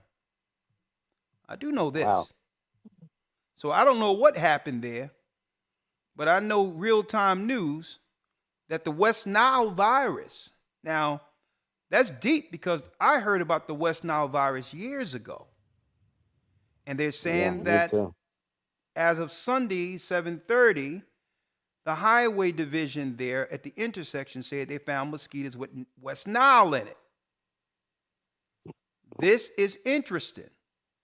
And look at this, 20% develop symptoms of headache, fever, muscle, joint pains. Something is going on. So I'm going to leave that there. But even though the AP News said there's nothing happening, you have people on the ground who stated otherwise. But the news here, the Maryland Department at the intersection area, the department that deals with these things have stated that they found West Nile virus. Live report here, live here. You heard it here first. Go on, my brother. Yeah. I hope they don't send that over there to where Stevie Diamond got his thing down there in Virginia Beach on the 20th of next month. I hope they don't send the West Nile there. Well, getting to your subject about, my brother and my mother and my sister-in-law, I don't know what they're going to do. I know that at this mega church here in the city, they had this thing, and the guy, he opened up the door for everybody to come in there and get the juice. Lord, have mercy. I think they might be along for that, because he already set it up, man. Come on in and don't forget to give your tithes. Give some money with his AT&T machine in there where you can put your credit card and stuff in there. I don't know. I just pray for him. It's a pastor, you know? There's a pastor, you know? Yeah. Yeah. Okay. Oh, yeah. Well, his keyboard players and me, we used to work together, and he's a musical director at Gladys Knight in the Pit, Gladys Knight. If you've seen that program, I forgot the one where they had the musician thing there with all the black people, and they was trying to do the Berry Gordy kind of thing on TV. I forget that Empire. I forget what it was. They used to have it on. He was on there with her singing. He's playing the keyboards. He's very good, but he's kind of like Torrance. Okay. And I got something I'm doing with Torrance now. Speaking of mosquitoes, there's one right in front of me. Instrumental. Yeah. Don't kill him. You got a mosquito. He's dead like Fred. He's out of here. Yeah. Get him. But I'm gonna be playing at this festival with Elder Dale in Detroit on the 20th. Okay. So I'm going to see him, and I'm just waiting for you to get in contact me so I can come over there in Philadelphia and do some stuff. And then I just want to say prayers up for our brother Bronze there. Yeah. I think he had a problem with his kidneys. I was in contact with some people, his family and his wife, I spoke with Bronze. I spoke with Bronze. I was with him through the whole process. He's on its way. He's going to be fine. Okay. Yeah, they said that you was in contact. They gave, because I'm concerned about everybody in the body, If I don't see you, I'm like, where Elder Ricard at? I ain't seen him in 2 days. Where you at? Then I see you in the academy. I say, oh, thank God. Hey, brother. I saw you. Hey. Everybody get in the academy. Everybody get in the academy. You missing it. You can't tell you everything here, man. Get on here and, get on love train, Yeah, tell them again. Go ahead, man. Hey, brother got some talent. Thank you, my brother. Louis Armstrong, Israelite Louis Armstrong with Dimitri. Come on now. Bless you. Barakatah. Bless you, brother. Shalom. Say hello to everybody there, Philly. I'll see you soon. Bless you, Muted. my brother. Great people, great people. I'll tell you this right now. They probably try to send one next to me, but I rebuke you. See him, something flying around here. But anyway, I'll tell you this right now. Let's get to the next call. Let's get to the next call. Mark has a comment. Hello. How you doing, Mark?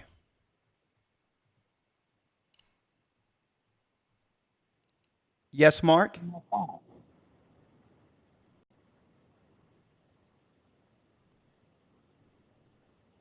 Hello.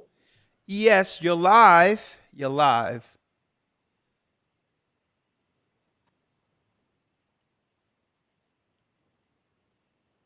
Okay. We'll be back to you in a second. Keith has a comment and a question, Keith. Bless you. Hello. How you doing, Keith? Hello. Hello. Hello. Yes, the Gathering of Christ Hello? Church. I'm here. Hold on. I can't hear nothing. Unmuted. Okay, can you hear me now? I can hear you there. Yes, Keith, talk to me. How you doing? I'm in Wyoming. Yeah. Originally from the Detroit body. Mm-hmm. I called in to comment just a couple scriptures that's been my favorite scriptures since I've been in the truth. One of them being wisdom and knowledge should be the stability of the times. The other being seek ye out of the book of the Most High and read. Mm-hmm. None of these should fail and none should want her mate. So everything that's playing out in this earth right now, no matter if we see it on TikTok, YouTube, Facebook, no matter what apparatus they decide to use, is spoken about in these scriptures. At this point in time, the Most High, as we know, is drawing the line in the sand. We got to choose which way we gonna go. For myself, I've been battling for years. I just wanted to come on here. I ain't never been on a live broadcast. I just wanted to say that to the brothers and sisters. It's cool to say Shalom and all these Hebrew words and all this different stuff, but we actually got to live what we read, because without it, it's mute. Hold up. Let me say something. Oh. Now, number one is you can state what you would like for things to do, but what I don't like is to try or say something that would cast some type of negative aspersions as if people aren't genuine. Sometimes people saying shalom and all these other things that motivates and that actually keeps the name of the Most High and that Hebrew conversation that galvanizes us as a nation. So you can say what you want to say, but I don't want to downplay someone who's saying shalom in a world where no one's smiling. The majority of the people hate one another. There's no conversation of any level of respect outside. So when I see people say shalom and all these others, I celebrate that. So I'm hearing what you have to say. What I mean, Elder? I'm just saying, whatever you mean. Listen to what I'm saying. You don't have to bring forth you don't have to knock down what other people do to bring forth your point. Okay? Understood. All right. Well, what is your point? I just was standing in the sense that we had a for myself, I know I'm at a crossroads. Okay. And I just wanted to put that out there to people, like it's so much going on, and for myself, I've been in this walk since 2016. Okay. And I just try to be careful myself. I know you're familiar with 2 Corinthians 13:5. It tells us to examine ourselves. Okay. Whether we be in the faith. So I'm just I thought it was a sense of encouragement. I just wanted to just we gotta choose our side. That's all I was saying. From the door to the end. Listen, I understand what you're saying. What you're saying, the seriousness of it, and that everyone should just make sure that we keep with the faith and and stay on board and not forget why we were called to this. I'm with that part of it. But I'm never with the part of discouraging others from communicating as a body under God's language. I always encourage that. Now, when it comes to someone's efforts and whether or not they're genuine, that's between them and the Most High. I can't judge that, neither can you. It's up to them to, understand, to show forth whether or not their faith is right according to the Most High. Not you or I, you right? That's all I was saying. But your point is well taken. All right? I appreciate it. Thank you for your strength, brother. Thank you for your comments. Bless you. All right. Mark. I'm sure you can hear me now, Mark. Yes, Mark. Hey, yes, Shalom. Shalom. I'm sorry about that. It was on my end. No, it's fine. It's fine. I just had a quick comment real quick. You were talking about, is there anybody in our immediate family who would probably take that $2,000 per month? And unfortunately, I have people in my family that are like that. Unfortunate. Yeah, I know it's sad. When the jab first came out, I warned many people about it and said, please don't take this. I've been watching you guys for quite a few years, and a good friend of mine, Brother Jeremy Kirkwood, from the Moss Point branch, he and I talk a lot, and he turned me on to you guys, and I'm grateful for learning this truth. But as I was saying, a lot of these relatives of mine took the jab, several of them took the jab, and I was like, hey, that's not cool. And even a cousin of mine who's in another Israelite camp, and I'm not going to say which name, even he said, oh, it's just a shot. Many members in our camp are taking. I'm like, no, man. Okay, no. hold up. And you can't do that. If you're going to say that someone from the Israelite camp said that many of us did it, you can't do that. What is the name? The name of the Israelite camp that took it? Yeah. ISUPK. Okay, so you were interacting with a family member who's a part of ISUPK and say it's not a big deal. Many of them, amongst them, have already taken it. Yes, sir, that's correct. Yeah. Now, the reason why I say put it out is not anything else but to let other people know that this was stated. So if anything come down the pipeline, right, in the future, brothers and sisters will understand during a crisis what's going on and walk accordingly, knowing who's who. But go on. Yes, sir. And again, I thank you all for all that you do. You all have been very informative, and I'm interested in joining the church. All praises be to the Most High. But go on. Amen. But I'm interested in joining the church, and I would like somebody to contact me so that I can possibly could become a member of the church. Okay, that's fine. What city and state? I'm in Nashville, Tennessee. The closest one to me would be the Atlanta body. Oh, okay. We're going to soon open up in Tennessee anyway. I know we have some people there. So I'll have Elder Lawyer reach out to you. Your name? Your name is Mark. Yes, that's correct. Okay, Elder Lawyer reach out to you, okay? All right, then. Thank you so much. And, hey, again, like I said, I appreciate everything you all do for real. Thank you. I appreciate you, my brother. Bless you. All right. Bless you all as well. All right. Shalom. All right. Robert has a comment. Shalom, Elder, as well as the rest of the body. All praises to the Most High. Shalom, Robert. How are you? Wonderful. Thank you, sir. I'm going to jump all over the place, so I do my best to speak fast because I know you got a lot of callers still on the line. Yeah. And that way you can maybe elaborate on everything that I speak out on. I'm originally from Kansas City, Missouri. My family is the Gants, so I just put that out there because you do have large Kansas City body. I got baptized with the LA body or whatnot. I'm originally in Colorado at the moment. So at the end, I do have a question in regards to that. I just wanted to say in the sense of the market, and I'm going to do a slight testimony in the sense too. So in the sense of that, I think I know a lot of people in my family will do it in that sense.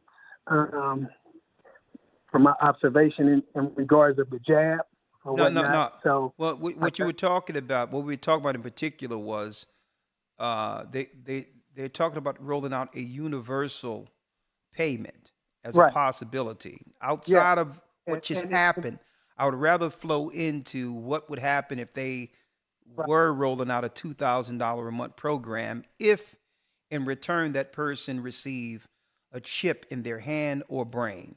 Would your family line up for Right. that? Yeah. I believe a lot of people will, in my family as well as the rest of the world. Colorado just recently rolled out stating they would do it in like most of their like Whole Foods and like most marketplaces where they pretty much sell healthy foods. Yeah. So it's coming real soon to this state. Anyways, with that being said, I'll say in the sense of our people and how they feel we are owed reparations and stuff like that.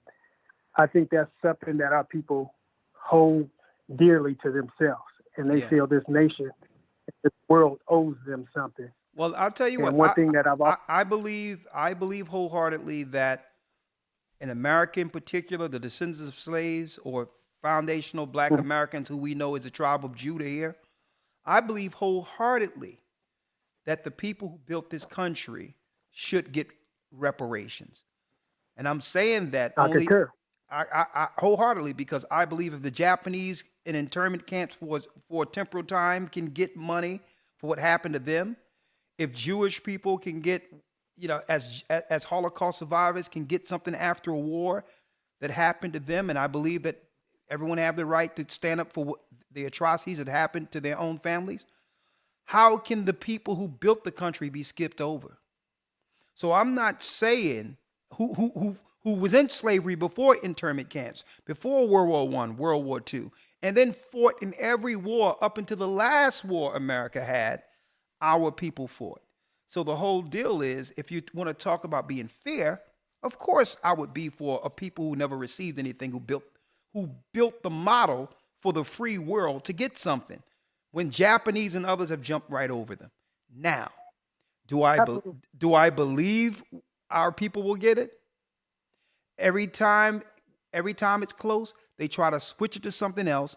And I wouldn't be surprised if they try to now say, well, okay, here's a good way of doing it.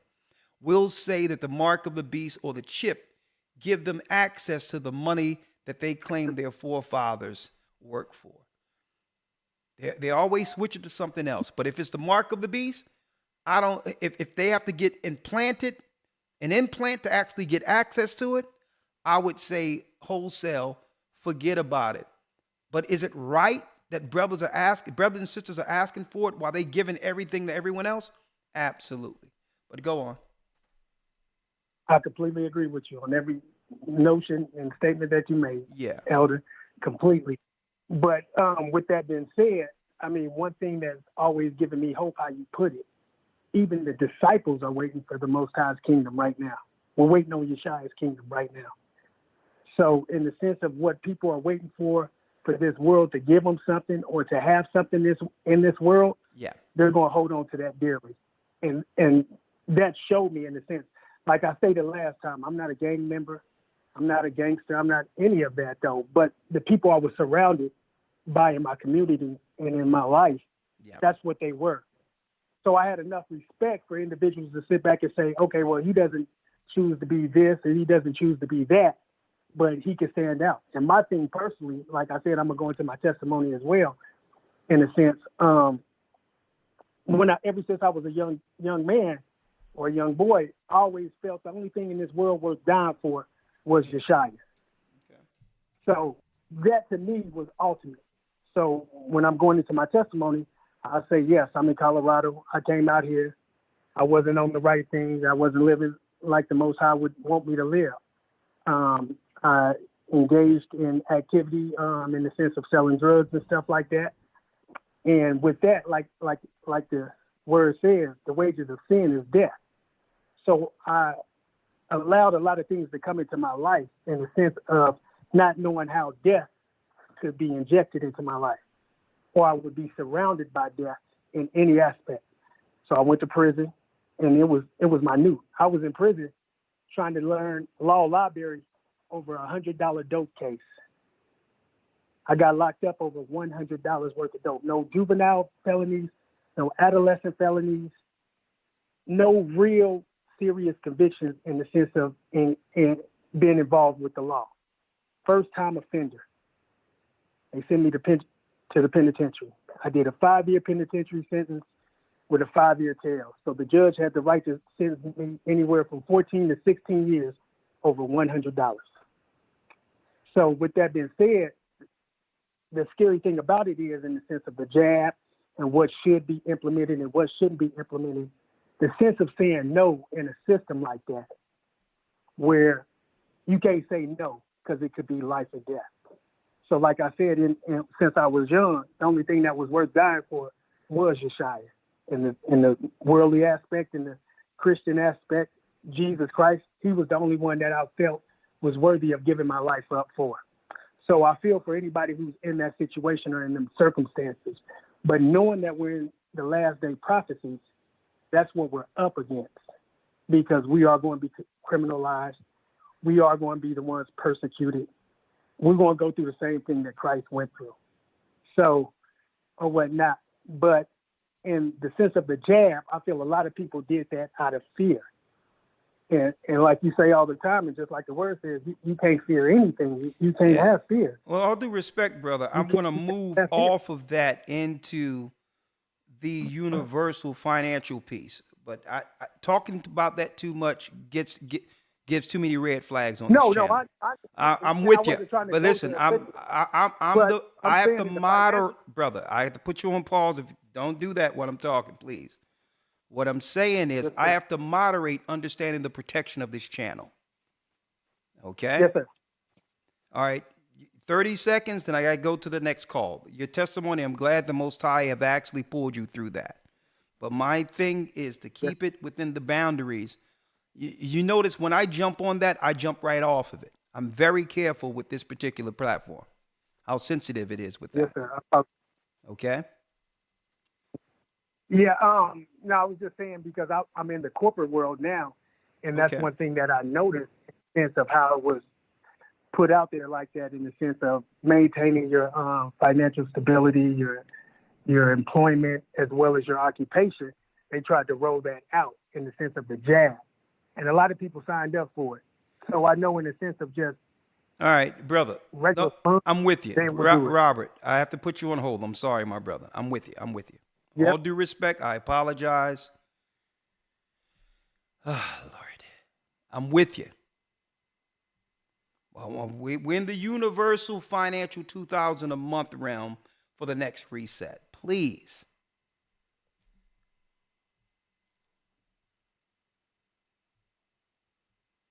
Kendall has a comment and question. Hello. How you doing, Kendall? I'm well. How are you? I'm doing well. Yourself? So my question was, my comment is, yes, my family would take the money. They would take the money. They would take the money. I saw what the stimulus did, how everybody was like living their very best life off of these little $500 and $250 checks that they were waiting for the government to send them. And they didn't save it because they thought, oh, it's coming again. So to know that that's a reoccurring $2,000 that they would get, they would do it. And you talking about the majority of your family? Yes. And I'm going to tell you 90%. something. I'm going to tell you something that's scary about that, and I believe you're right. When things break down, the same people who didn't listen, who's going to come to mind when Yep. there's no resources for them to survive? Mm-hmm. You know what it's going to be? The government. When they realize that 2000 isn't working and that they've been duped into their own demise, you know what they're going to focus on? The people who told them to prepare.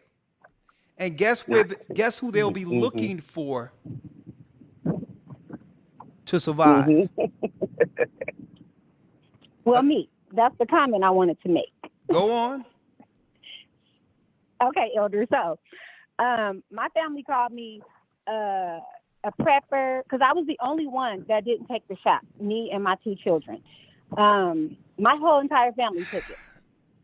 Okay, so I stood on my faith because I said God is going to give me everything I need to get through this. And they were like, listen. Let's just call it the juice. You're the only okay, one. the juice. Oh, I'm sorry, the juice. Okay, go on. I was the only one. Me and my 2 children were the only ones that didn't take the juice. Okay. And my mom was standing on it for a long time too. But we had 3 people pass in my family, so everyone got scared. And I still stood on my faith, and I said, I'm not taking it, and I'm going to not give it to my children either. And now that things have passed and the fear is gone and they're back on living their life for God, I'm talking about my mother, living her life for God. Now she's like, I'm so proud of you because you stood on your faith. You didn't stand on nothing else. It had to be faith. And to this day, now I'm the only one isolated by myself with my 2 children that didn't take the juice. So all I could think of is if there's anything to go down, I'm the only one that's going to be able to take care of my family. I'm the only one thinking about farms. I'm the only one thinking about rainwater. Like I have barrels connected to my home. I have seeds. I have all of the different things that I'm trying to get off of the grid with. And I tell my family all the time, we need to come together and get land. Even if we got to put double wides on it. Or we got to go back to old school brick and mortar and building some stuff ourselves. Let me ask and everybody you. thinks like, oh. Let me ask you this. Okay. Do you have a husband? I do not. Okay. Here's a word to the wise. And my sister. daughter. Here's a word to the wise. I would advise you to stop talking to other people about what they should do, and set up and walk silently as you establish things. Okay. Because the people that you're talking to who didn't listen the first time, when it all goes down, especially if they have husbands or men in their circle, all of the rainwater you're oh my, I got to put you on hold. I'm sorry. We got bells and everything going on in the back. Your water, food, and seeds will be taken. Everything isn't for everyone. Sometimes it's not good to tell people what you're planning. Okay? At the end of the day, the zombie apocalypse is before us, and brothers and sisters, winter is coming. You have to learn how to be silent in your moving. Okay? Food and seeds will be money. Especially if you're talking about opting out of the system and not take the mark of the beast, you're going to need resources to trade. The last thing you need to tell people is what you're going to do it, what you're going to do and how you're going to do it and where you're going to do it. And I definitely wouldn't talk about going into business with them to have land where they have to share on the land. I'm not sharing land with people who are unbelievers and operating in the spirit of zombie. You will be the one put out. The demons will all come against you, and after you plan everything, they'll take the food and put you and your family out. Go to the church and be guided by men who can let you know how to operate. And the majority of the time when it comes to stuff like this, silence. Silence. Silence. You don't have to tell people how you're moving because you're telling them where their food is. Not your food. Their food. Let me tell you, when there's a lack of bread, people turn into something else. Okay. And if anything, we keep talking about, and I mentioned it, the first reset after the lockdowns when they rolled out that thing a few years ago. People turned different during that. Can you imagine a lack of bread? I'm just trying to give y'all some wisdom, brothers and sisters. Stop talking about what you're planning.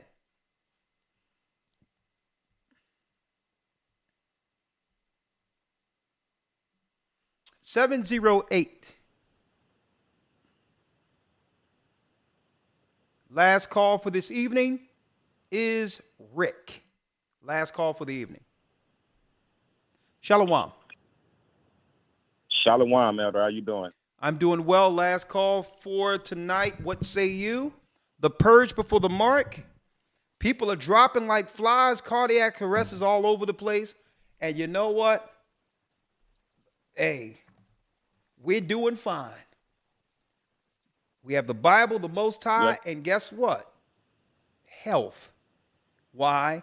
Not listening to the garbage that's out there. What say you? I agree, Elder. Right now, we're living in the last days. First of all, Shalom, Elder. Shalom, sir. Bless you. My name's Rick. I'm calling from Los Angeles, California, born and raised here. Okay.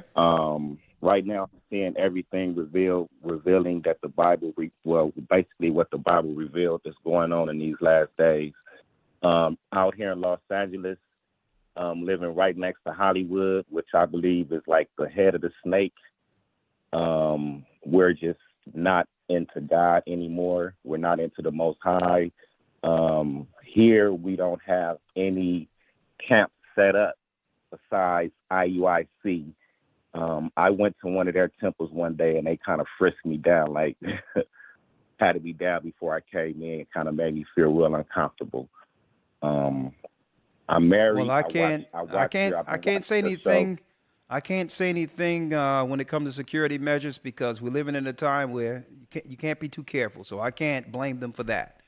But yeah, I really didn't. But I'm saying, but we do have brothers and sisters, a large congregation in California. Okay, California is a big state. I really don't have like I watched your show and like what part of California? What part of California? I'm in Los Angeles, South Central Los Angeles. We have presence in Los Angeles, my brother.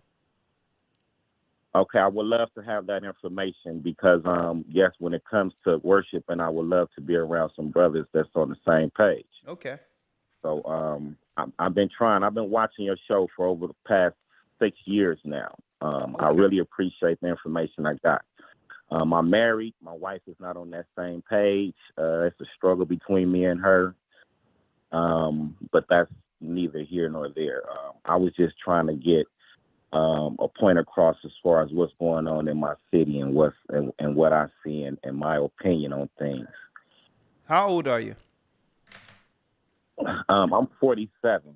Okay. I'm 47. I've been born and raised. And you have children? I grew up in the Baptist church, so I have a pretty much a Christianity background. My grandmother. Do you have children? Yes, sir. I have 3 boys and 1 girl. Okay. Now, you said your wife is in disagreement. Is she Christian? Yeah, she's Christian, but she only go to church because of the music. But it doesn't matter. She still goes as long as the Pied Piper can bring you in. So it doesn't matter. She's devout. She goes there every Sunday. Not every Sunday, no. Okay, but I don't think the last time she actually been to church was probably about a couple of months ago. She celebrate holidays. She's also in a sorority, and let's not talk about that. We'll leave that to the side. She celebrate holidays. Yes, most. Okay, when the last time she celebrated Christmas? Last year, she got mad at me because once I stopped doing that about 3 years ago. She's complaining that I've changed. You change a lot. You don't celebrate the holidays anymore, so on and so forth. Okay, brother, you're rolling. I need you to stay with me for a second. I'm going somewhere with this. Let me lead it, and you answer the questions, then I'll let you go. All right? Yes, sir. So yes, it's sir. like this, my brother. All right? You said you heard these teachings 6 years ago. Yes, sir. We're here, all due respect to you, we're here 6 years later, and you said your wife just celebrated Christmas last year, right? Yes, sir. Yes, sir. I'm going to ask you, what's wrong with that picture? She's not following my lead. That's to sum it up. Well, no. Your lead is your lead. Listen to me clearly. Yes, sir. You're not following, she's not following your lead. You're following her lead. Right? And there's a way you can do this without conflict. But the whole deal is eventually you have to make a choice. Because you cannot allow your woman to keep you pagan. Mm-hmm. Let me tell you, women who love their husband or love men, let me tell you, women will change their religion for a powerful or a man who stands his ground. I've seen women who's Christians who met Muslims and turned Muslim. Okay? Not based on the man's religion. The fact that the man stood his ground. The whole thing is, a woman will test to see if you stand on what you truly believe in. If you allow her to do what she's doing without any resistance, without saying without setting the ground for what your house will be, she's going to always deem you wishy-washy or in between.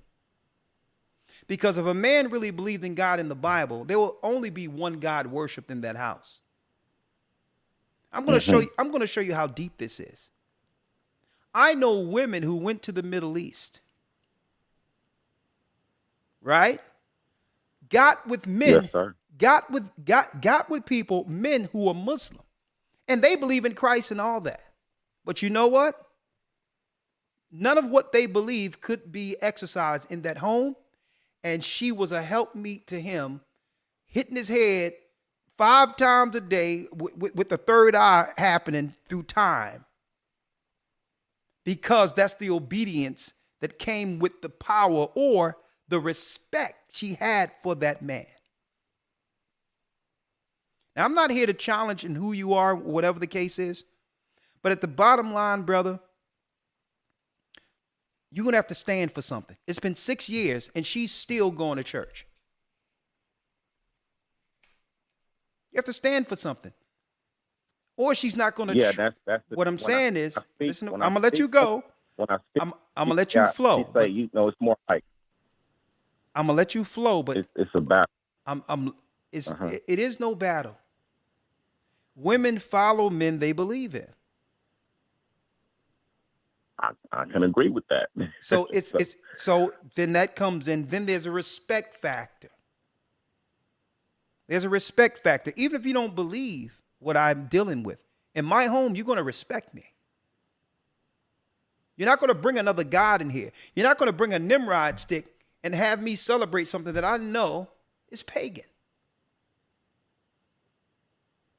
I'm not saying that you can't celebrate what you want to celebrate, but it's not going to be in my house I'm paying for.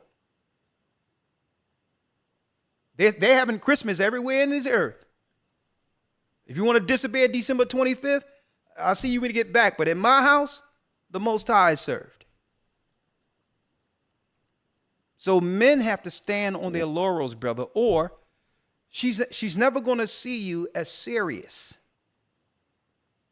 A serious man to guide her if you allow her to serve another God. What say you? Yeah, I'm basically that's the battle, because before we got married, like I said, I didn't have this knowledge. So the change that had came with the knowledge that she's seeing me it's like, oh, you have changed, because we're battling now. I'm not with the Christmas. But there's something else. And so on. Brother, but there's something else. Yeah. Right? It comes down to, is she paying the bills or you paying the bills? No, we split the bills, but I drive trucks and she's a school teacher. Okay. You split the bills. See? You split the bills. Yeah. That means she has equal say over everything, right? But should we stand on that? Does that matter? Brother, listen to me. All I'm saying is, usually when women are paying for something, and this is the way it is, no one is going to tell them what to do. The whole deal is, if I'm paying for something, now if my name is on something and I'm paying it all, and I'm taking care of it all, then I got full say. Now, if she's paying for something, we have to negotiate what she ain't going to pay. But but only one God is going to be served here. So your pay isn't going to have a Nimrod stick up in my house. So let's negotiate what you're paying so that the tree is gone and everything else. How much does it cost? How much does it cost to get your God out of here? And I'll supplement that. But you ain't celebrating up in here. So as an elder, one question. So as an elder, knowing that the foundation that we're standing on has been built or is weak from misunderstanding by growing up, how do you fix that, brother? The foundation was weak from the beginning. The bottom line is this, and it's on both of our parts. We were both ignorant. She was ignorant, and I was ignorant. That's no excuse now that the truth is here. Christ said, "Remember Lot's wife." Again, a woman doesn't respect a man that doesn't stand on his laurels. I'm going to tell you this right now, and it's a shame. You're a woman with the same belief in everything. I know strong women, but let me tell you, they go over to the Middle East, and they see men who stand on what they believe. And guess what? That's an attraction in of itself. So women don't even care about what they believe. They believe in that man who stands on his laurels, and they'll become a Muslim because this man isn't taking what she's saying as an option when it comes to what God will be served in this house. It's a respect factor.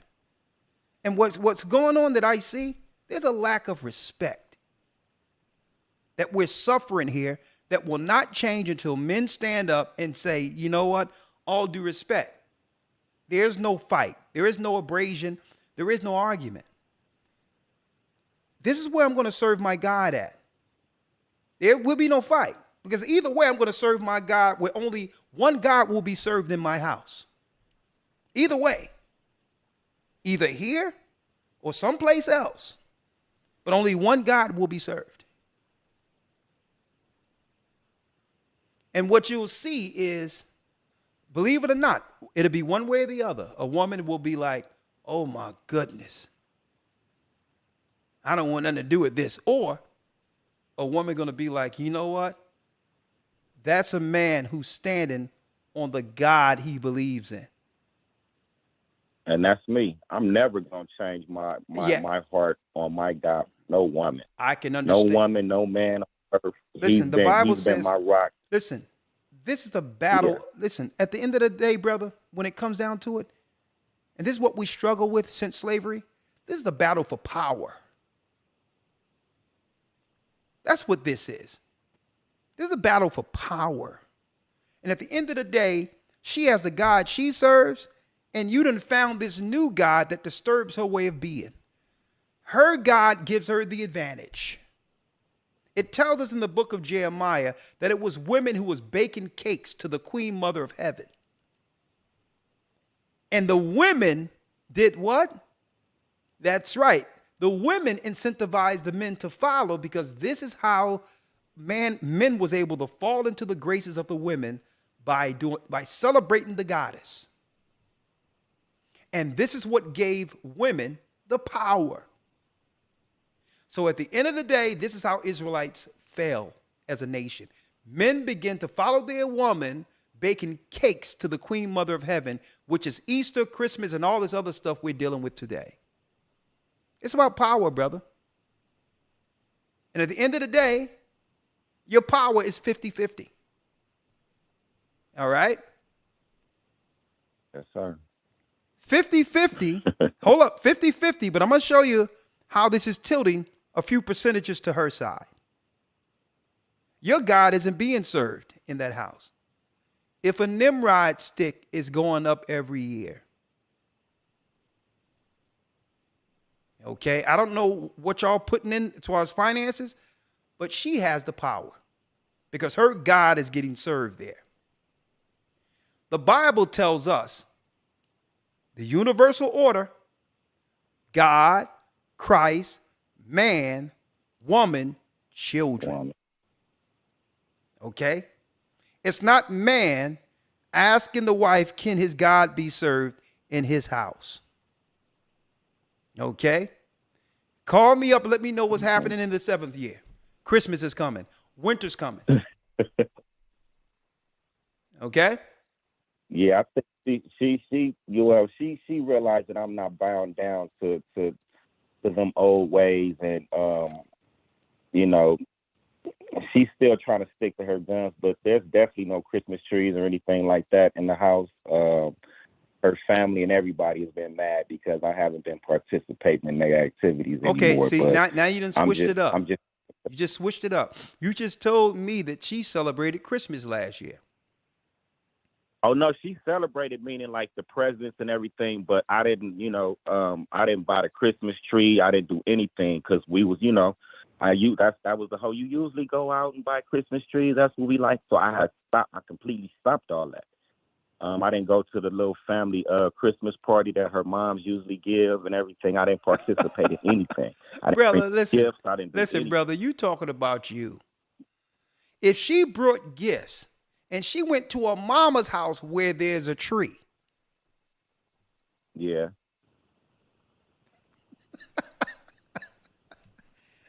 Hey, brother, listen. Hey, listen. Just keep on fighting, brother. You laugh. Keep fighting. Keep fighting for. Pray. Keep hope alive. Keep it going. You're outnumbered. You're outgunned. The whole deal is, does she do what you ask her to do? Will she put down that God? Will she stop celebrating that with her family? That's a yes or a no. Man, I would really, man. And here's the issue. Hey, brother, listen, brother. If it was just you and her, I would say, it's not a big deal. If it was just me and her and just relax. Service, then no, listen to what I'm saying. I can say yes, she would. No, listen to what I'm saying. I would say, listen, okay. How many sons you say you have? I have 3 boys. Okay. How many girls? 1 daughter. 1 daughter, 3 guys. We don't have no children together. Okay, so no children live in your home. No, her daughter lives there, lives in the home, but not my children. Okay, all right. My children are grown. All right, okay, well that's fine. Well, I'll tell you what. And her daughter's. Well, don't worry about her life first. Believe me, her daughter is going to do fine. Her daughter going to do what she's doing. Okay, so hey, but at least you're bringing in the finances, so you're doing your part. Okay, hey, every house need a wallet. Okay, so every house need a what? Wallet. Oh, a wallet. Oh, okay. Yeah, in California you need 2 wallets. Okay. Well, hey. Before we go, I would like to know, as far as being I've been baptized years ago, of course, but came across the new truth. I mean, well, the truth, not the new truth. But I was wondering, would you suggest me getting baptized again? If so, I would love to come out there and arrange that. Absolutely. If you want to be baptized, but of course we go into the knowledge, give you the insight. It's almost, even though we're going to baptize you anyway, but give you an insight of what the doctrine is, why we're baptizing you, and what your obligation is to Christ with that choice. We're not going to just blindly just do something with you and not let you understand what comes with it. If you're interested, I can put your number down. I'm here. Yeah, if you're interested, I can have Bishop Luke from California give you a call, and we can begin our building. But again, don't go and blow your house up from this phone call. This was just a teaching moment. No, I'm a little smarter than that. Yeah. Don't go blow up the house. Don't, when I say blow up the house, don't go and now I'm a man in here. I'm more than a wallet. I didn't say that for that purpose. I said that so that you can understand what trajectory to be on when it comes to being on one accord. And it's about speaking to your wife in a way and letting her know that you would really respect her if she would go on this journey with you. The journey is, we're the children of Israel, and outside of the hollering and some of the mess out there, Christ didn't operate like that. So the Christ you believe in, church, is true. He's real. He led us to this point. Please go on this journey with me. The journey is the truth. We're getting back our true way of living. If there's holy days you like for Purim, we can switch out Christmas for Purim, and I'll give you gifts. So you can do your gifts and all that on Purim, and I'll give you gifts and your daughter gifts. But let's do it God's way. And that's the knowledge that we both need. Both need that, because I have little knowledge in my approach. My approach may be not right. Yeah. When I'm explaining things, and sometimes I get a little excited, and she say I come off like I was actually there. Yeah. So it's more so about having her understand why she's pivoted. And it's not, you understand? So I'm not trying to say just go through and, I'm the man and all this others. I'm just giving you some examples. It's been 6 years now. So whatever you've been doing isn't working. So it's time. I'm not going to disagree with that. Yeah. That's why I'm calling to get some insight from someone with a lot of knowledge. I appreciate you. And guess what? If you've been with her, you're welcome. If you've been with her this long, there is some positive attributes. There's things about her to why the Most High, why you feel the Most High brought her in your life. She must have some good. She must have a good spirit with her. She is a believer, but sometimes this pagan stuff is hard to let go. But be patient with her. And that's what I understand. Yeah. So be patient with her and let her know how important it would be to you if she gave this a chance. All right. Okay. All right. Okay. Thanks a lot. All praises to the Lord. You welcome. Thank you. And everybody that's commenting, thank you. I'm reading the comments. But please, Elder, have them get in contact with me about the baptism. I got you. I'm here to serve the Lord. I got you. I got you, brother. Welcome to the battle. And and let me ask you, when it came to the juice a few years ago, did your wife get the juice? Oh no, she didn't get the juice. Okay, well, hey, we on the right track.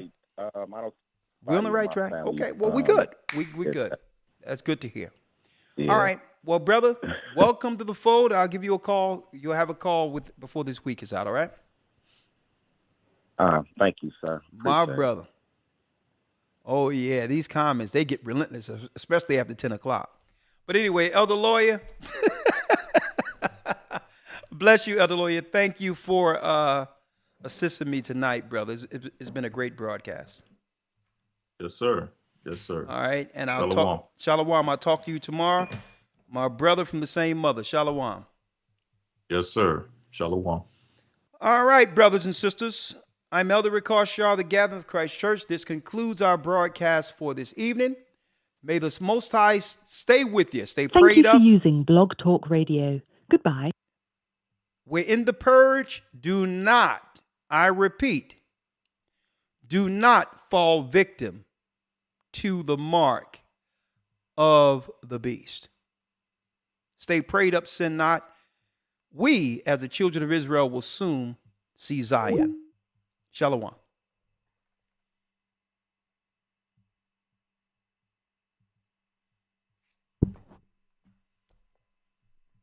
The Arabs and Africans told us at gunpoint to gather our wives and children, then sold us. In the belly of these great ships we traveled in fear. By the rivers of Babylon we found our brothers here.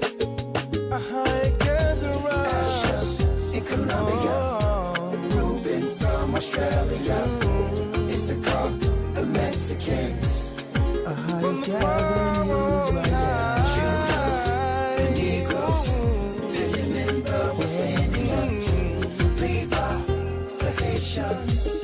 The highest gathering in Israel.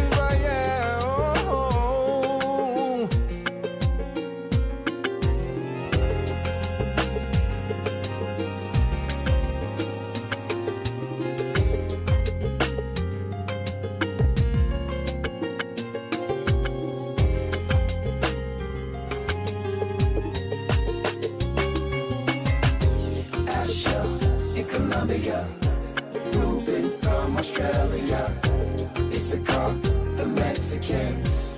That's who we be, Judah, the Negroes, Benjamin, the West Indians, Levi, the Haitians, Manasseh, the Cubans, Ephraim from Puerto Rico, Naphtali from the Isles of Hawaii. The Lord is calling back Israel. Zebulon from Panama, Gad, the North American Indians.